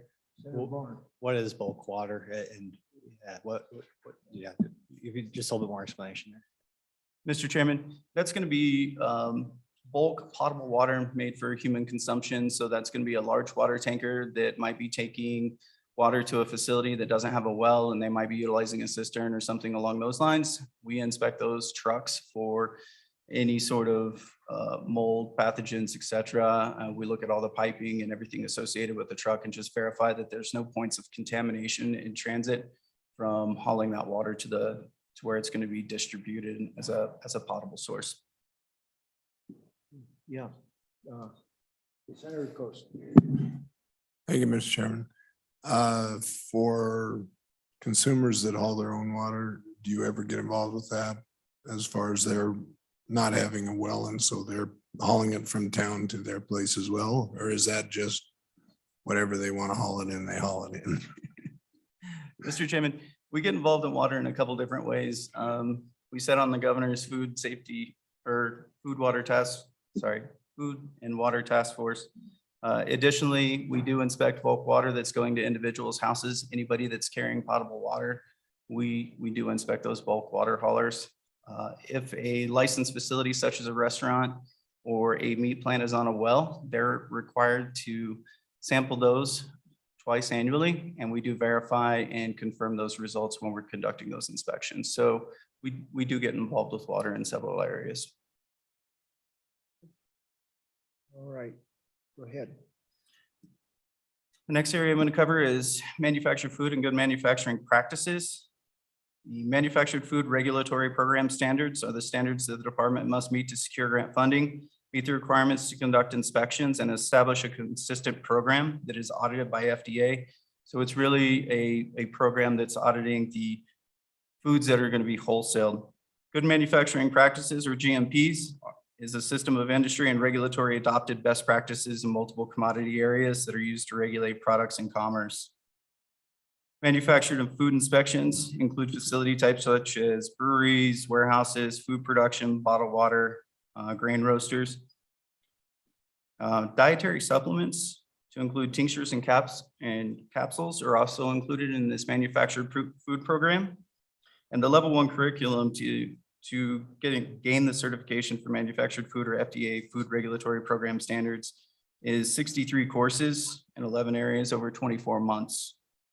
Audits must be conducted every 3 years to maintain the certification. And additionally, inspectors must conduct 10 inspector audits. We also have specialty programs that are allocated out in the manufactured food program. That's your bottled water, your acidified food, fermented food, dietary supplements, seafood HACCP, juice HACCP, trace back investigations. There's approximately 9 specialty areas. And that takes about 2 years of additional training to make that happen. We generally only get 1 to 2 courses per year from the FDA. And so that's a highly specialized individuals that we have. Those are the same individuals that are also conducting your meat inspection. Okay. The manufactured food regulatory program standards, it's not specifically outlined in the statute, but is addressed under food. To qualify for the grant funding, the program is required to meet the FDA's 10 program standards. Once again, the division receives approximately $150,000 in grant funding, which is non-transferable. Preventative controls for human food regulation requires that certain activities must be conducted by a preventative controls qualified individual. The division conducts a self-assessment every year and receives on-site and financial audit every 3 years. As we mentioned, that $150,000 grant that subsidized some other programs, since it's non-transferable, we certainly think that it's possible for the Department of Health to receive it. They would just have to apply for it upon the separation of the two so that they could receive that. So our biggest concern there would just be making sure, or trying to avoid any disruption in service to any of the folks that need those type of inspections, depending on if you had to re-credential people, and to make sure that you still have the infrastructure in place for folks to do that work. And the credentialing for that requires an FBI background check and financial check for each inspector. And the director of the Department of Agriculture actually signs off on the approval before those can move forward for that background check by the FBI. The next area I'll cover is pools, spas, and aquatic facilities. So that's going to be inclusive of general use pools, limited use pools, splash pads, flow throughs. The division inspects approximately 250 aquatic facilities. Licensing for those facilities are all due in June per statute. We conducted approximately 387 aquatic facility inspections across the state last year. which is actually down a little bit due to COVID. In 2019, CHS conducted 593 pool inspections. Inspectors who complete pool inspections must be certified in the Certified Pool Operators course to conduct those. So this is an area where everybody always wants to know, why in the world do you inspect pools and spas? And it's always a good question. It's been with the Department of Agriculture for well over 30 years. And our best estimation is just that we had inspectors across the state, and it was something that could fit with them being able to provide other health inspections. But that's the best reason that we have. One of the final areas I'll be covering is. Hang on a second. Senator Boner. So same question with the restaurants. What, it sounds like you say statute dictates the frequency with which you conduct these inspections once every June, it sounds like. Is that what I heard? Or Mr. Chairman, the licensing is due every June. That's just merely for the licensing portion. We try to get in prior to the licensing. It gives us the opportunity to make corrections. And if we need to retain a license because somebody's a constant violator or the system no longer meets the rules and regulations as outlined by the state. But yes, the state statute dictates the number of inspections that we conduct. All right, thank you. Go ahead. Okay. Public training and certifications. As part of the program, the division has 2 inspectors that are authorized to teach the food safety preventative controls course to the industry. This course is a requirement and is provided by the department at a fraction of the cost to the licensee. Industry generally charges about $850 for this course, and the department charges $150 to accommodate the small scale processors within the state department. The division has certified meat HACCP trainers. We provide the course to industry. This course is a requirement for state meat inspection per 9 CFR 417.7 is provided by the department at a fraction of the cost to its licensees. Industry generally charges about $350 for this course. We do it within the department for $75, as you can see. And the goal of that is to once again, promote agriculture within the state and provide that requirement that it's needed for state meat inspection. Even though this group is inherently regulatory, the mantra that we ask our inspectors to operate under is to educate before you regulate, because it's a win-win for everybody. If you have people understanding what the parameters they are that they have to work within, then they can be more successful in their partnership with their inspector. So that's why we try and put a fair amount of focus on offering these classes so that anybody can approach them at an affordable rate and learn what they need to help their operation. Mr. Chairman, committee, that is all I have for today's presentation. I would stand for any questions. Okay, committee, any questions? We're going to break in the middle of this. Department of Ag can come back after lunch. We'll be after lunch to answer more questions. It's time to eat, and we'll get back on schedule somehow. But for the time being, Department of Health and Department of Ag will be back. If you've got suspect you'd have a long-winded answer for some questions. So I think we'll break for lunch then. Can we get her done in 1:45? We'll do it that way.